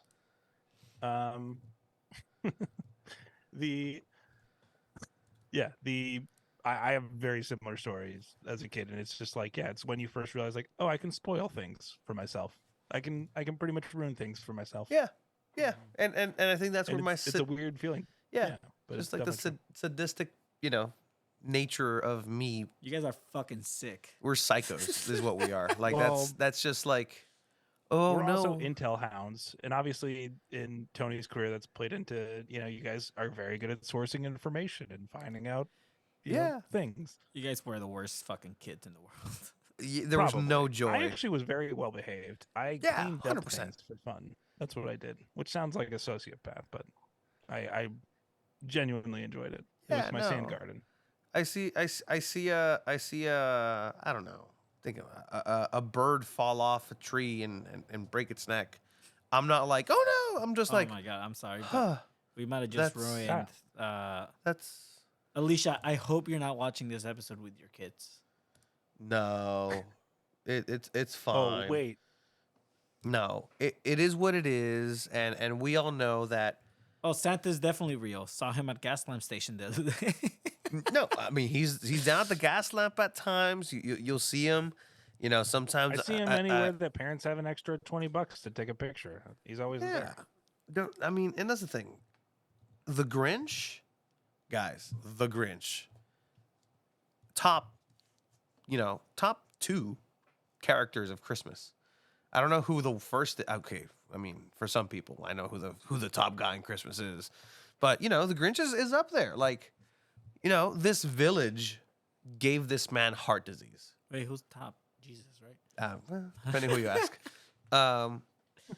This guy was given heart disease. He's just trying to live his life in his mountain, and this town just hates him for not. And then he proves that these are all stinking people, like, and they're all spoiled and have no hardships. Everything's fucking Christmas all the time. Like, no, like, Grinch came in and taught those people a lesson. And what are they giving back? A bigger heart. There you go. Ticking time bomb. Jerks. You're a fucking Grinch. Any more Christmas takes you want me to have? I don't know. What's your take on What New about Year's? how is Ebenezer Scrooge the good guy? Ebenezer Scrooge Like pre Christmas Eve. is the good guy because he had the sound mind to recognize that the specters and the spirits are real, and take that wisdom that obviously is a concoction of his own imagination. Like this is a fever dream that he had. So it's like dreams that you have. It's not like they're actual things that haven't happened. No, they're just dreams. You can, the chemicals in your brain are doing things. This dude decided to see ghosts and thought he fucking time traveled, went back, woke up and was like, huh, you know what? I've seen the error of my ways. And in that spirit, here you go. In order So you're to, saying he was a good enough accountant, he did a self audit yes, and figured it out. 100%. 100%. Okay. What a guy. And if he wasn't so goddamn successful, guess what? He wouldn't have been able to give out the money at the end of the day. So yeah. So what if a guy who's And just Tiny like Tim lived. Yeah. And Tiny Tim had the right to dream. that sounds like an AI All this from future a AI. green. Tiny Tim in Right to Dream MLS SDFC Academy. Pictures go. Oh. It just said off you wanna ask topic. Move Bing back right to now? soccer. Stop crushing my love of holidays. I'm sorry. Now people want to. Okay, pile Alicia did on. say her kids went to bed already, so Great. It's No okay. spoilers. And you know what? It's fine. I'm sorry if I ruined it for you, Alicia. oops. Santa deniers in shambles. Cole said the other day that the Santas aren't real. The real Santa is at the North Pole, making sure that the toys are made right and not broken. Absolutely. That sounds like an efficient factory manager. That's a great supervisor. Yeah, 100%. Stop crushing my love for holidays. Okay. Scrooge was tripping balls. I mean, what else? I mean, Rudolph had a STD on his nose. Sorry. What? Yeah. Come on. What kind of? And they were I all think dude Rudolph reindeer, was like, right? No, Rudolph was more like the Kaepernick of the reindeer. Like they didn't want to let him in for his political opinions, but they don't talk about that at all in the song. Rudolph the red-nosed reindeer. Yeah, it was. He said, "Yeah, red-nosed reindeer, Red nose, get red pulled scare. over by reindeer cops at twice the rate of normal reindeer." Oh, What's that 100%. about? 100%. And then the reindeer were like, "We don't want to deal with that." He's hanging out with a dude reindeer named Vixen. Yeah. Raises some questions in your part of your neck of the woods, probably. I don't know. Well, we know Blitzen isn't sober. Oh no, that sleigh is a danger. How many times have you seen Christmas movies the sled crash? They run over a poor grandma who rightfully took Santa to court. And, Well, that's what happened to Mrs. Claus, but people don't know that. yeah, no, exactly. Mrs. Claus is awful quiet when it's not Christmas time. Alicia's right here, and they have antlers, so they're all females. Oh, so it was the other Mrs. way. Claus or Mrs. Miscavige? I'm just gonna leave it there. I will give you Home Alone 2 as a Christmas movie. Home Alone 2 is great. The only one with Donald Trump in it. That's why it's great. I don't know why. I don't know what the fuck you're talking about. Fuck that. You mean future, future The Apprentice star, future boss to Dennis Rodman and Meatloaf for Tide Pods. Oh no, the It Tide only Pen. would have been better if he came back at the end and then fired Tim Curry, and was like, "Hey, since I own the hotel, you're fired." Yeah, Blitzen is definitely a Blue Lives Matter deer says procrastinating from. Oh shit. What else? I mean, Frosty the Snowman. What a weakness. The sun. Oh man, it's a useless vampire. Oh no. Oh, What is about that? Jack Frost? Jack Frost Frost? is frightening, and doesn't deserve a space in anybody's heart. Check it out. It's a pretty good movie, actually. It's not. What about But it's good. Harry Hanukkah? Snoopy, Charlie How Brown. do you feel about? Hanukkah. How do you feel about other holidays that aren't Christmas? So you're like out on Christmas, but you're like cool with all the other holidays around holidays. Well, And I New mean, Year's Eve. I can't attack. Not that I ever would. Careful, Tony. Careful, Tony. That's what I'm trying to do. Careful, Tony. I'm just laying out. Come like, on, dude. I You would- gotta make it to 2024. Yeah, no, I would never attack or say anything about a celebration that I am not myself a part of or have a complete understanding of. Like Hanukkah, I can pronounce Hanukkah Festivus. correctly. Festivus is for the best of us. That honestly seems like the best one. Just in practice, that. Do you know what Festivus is? No, you No, I don't. don't. What the fuck am I asking? What the fuck am I asking? he established that he was born after the run of the show had completed. I'm pretty sure. He was born after Hercules came out. Oh my god, that's so Hercules came out in '97. Hercules yeah, is like my at the beginning. favorite Disney movie. Like quarter low-key, one. but yeah, Quarter one, yeah.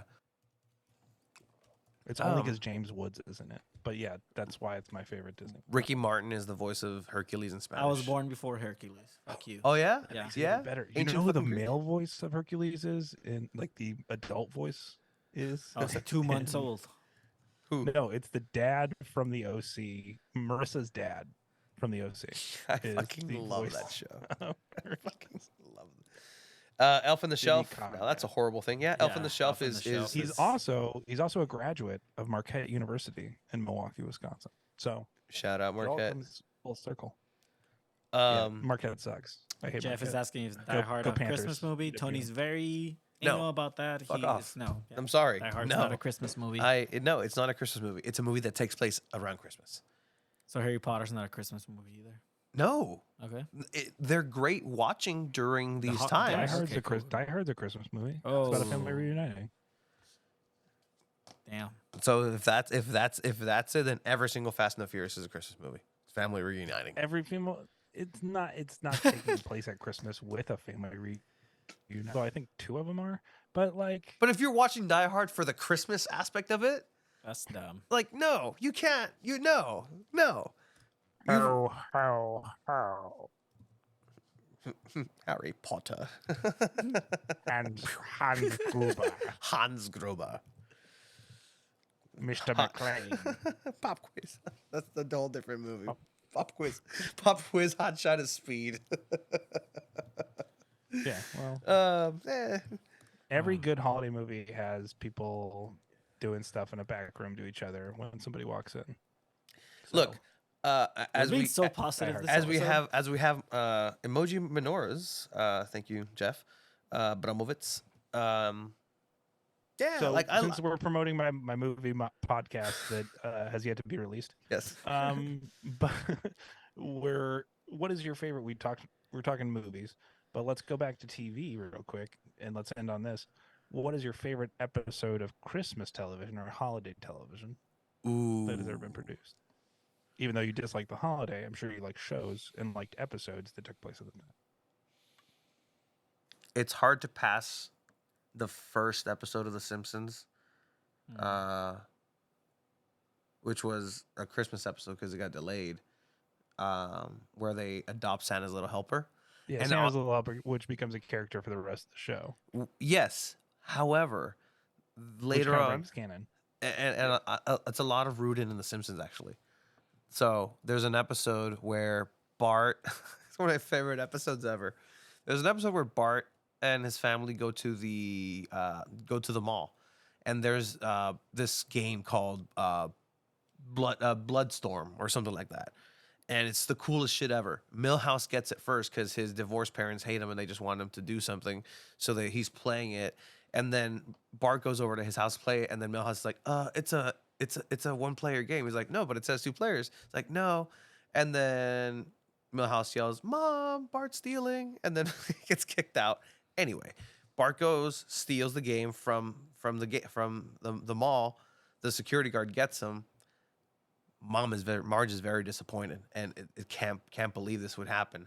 So they go back, gets caught, and then at the end of the episode, Marge and Lisa are spraying the white stuff on the tree and getting like delusional from it because they're sniffing it.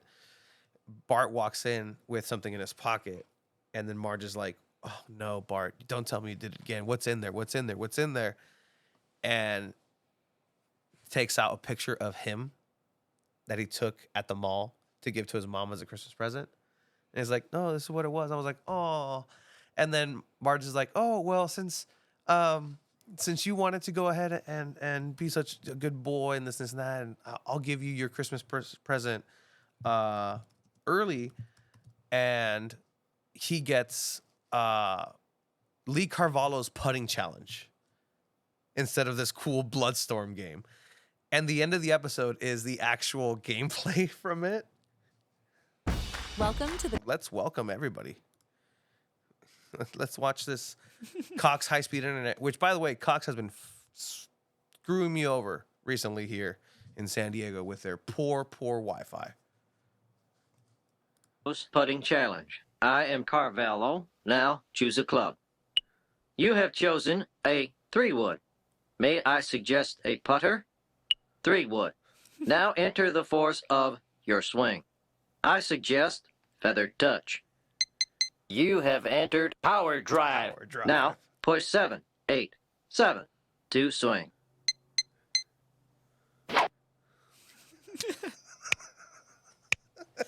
What the fuck? Ball is in. Parking lot. Would you like to play again? And he chooses You have no. selected no. This is from a Christmas episode. Yes. Oh my gosh. I think for me, Friends. I really like the show Friends. The one with the where the guy dresses up as the holiday armadillo. And Santa Claus also comes out. That one's funny. Or anything that The Office had for like Christmas episodes. Those were funny too. Those are solid. The holiday party ones, especially, are very good. For me, it's probably like one of the Christmas episodes of the OC. It's kind of like all the holidays. The OC was And they great. feature Adam Brody from San Diego. And Full a holiday House. that his character makes up. Had good episodes. Doctor Who Christmas episodes. There's a lot of good Doctor Christmas Who, stuff. Doctor Who. How I Met Your Mother Like had those are Christmas those are episodes. excellent episodes. Their holiday episodes are like some of their better episodes, entirely. Episodes in TV. The Mandalorian, the Christmas episode. The Star Wars Christmas special. Yeah, Star Wars Christmas special. Technically, real answer. Full House. Alicia said that's That's a good a shout. good one. It's a very like warm sweater of an episode. You just kind of like put on. You're like, Did you just? This makes it seem like you just Googled Christmas episodes for Friends. It's the first one. That's a good episode, though. I just typed in Christmas episodes TV, and it's the first one that comes out. What the fuck? Christmas Party's good. Ted Lasso. Yeah, I mean, looking back at Ted Lasso now, we're like, yeah, I love those holiday episodes. But like while they were happening, people were all like, "Why are these here? Why are we getting holiday episodes? Fucking It dropped July. in like July, yeah, not at all Christmas." That's right. Jeff yeah, said South interesting. Park Woodland Critter Christmas best That's a holiday good one. episode. That's a good one. Yes. South Park has my favorite non-Christmas holiday episodes, like for Easter, their Easter episode about how Peter Rabbit was actually Saint Peter is maybe some of the best like logic leap in writing. It's just like a general premise that you can explain to somebody in a sentence, which is Stan's dad goes on, or Kyle's dad goes on to no, it's Stan's dad uncovers a conspiracy that is part of a brotherhood of rabbits that have protected the sacred egg for thousands of years as part of the actual Catholic Church, which is based on the fact that Peter was a rabbit because God thought only a rabbit could carry sanctimoniousness. And that's literally like the entire premise of the entire thing. And there's hilarity ensues, but that's generally one of my favorite episodes of animation ever, maybe. Honorable Don't mention. start Tony with Grey's Anatomy, Alicia. Who said There are some good Grey's Anatomy ones. there are some really good Grey's Anatomy ones, and Grey's honest, Anatomy, that's Tony's music. and honest. That's Tony shit right there, It dude. really is. Fuck Shonda Rhimes. That fucking asshole. Community had a good one. The claymation one. It was pretty dope. Community is such an underrated show. And I Well, guess Jeremy already said it that like Festivus literally created a holiday oh, based on 100%. the show. 100%. Boom. yeah, it's- right there. yeah. I love it. Well, we're going to go ahead and I guess bookend this, gentlemen. Yeah, we're good. I think anybody else hanging on at this point is doing it as like a masochistic level of like, I still want to keep listening to this because I'm a completionist and I want to just let them move on to whatever cooking podcast or traffic podcast, whatever train podcast Puma is listening to next. So I love it. Just keep an eye out on our socials for Yes. the end of the year awards. Might put an Instagram story with just some suggestions and nominations as well. Yeah, so we're gonna keep this band going through the holidays. We're not gonna skip a week somehow. But with that said, cool little episode, fun. It's always fun to chat. It's always fun. We were gonna go ahead and I learned new words this episode, so there you go, expanding your vocabulary. We will continue talking about my dislike of Christmas, maybe, I don't know, or holidays in general. I mean, throw another one. Like yeah, just when people say Happy Memorial Day, do they realize what they're saying? I don't think they do. Anyway, for San Diego Punto Football, for Alejandro El Chiva Villaseñor, Mr. Drew Steck, happy Memorial Day, guys. Happy Memorial Day. My name is whatever, Tony Sanchez. whatever. Check it out. 2 balls and a mic forever. Thank you guys. Thank you guys for watching. Stick around. Bye.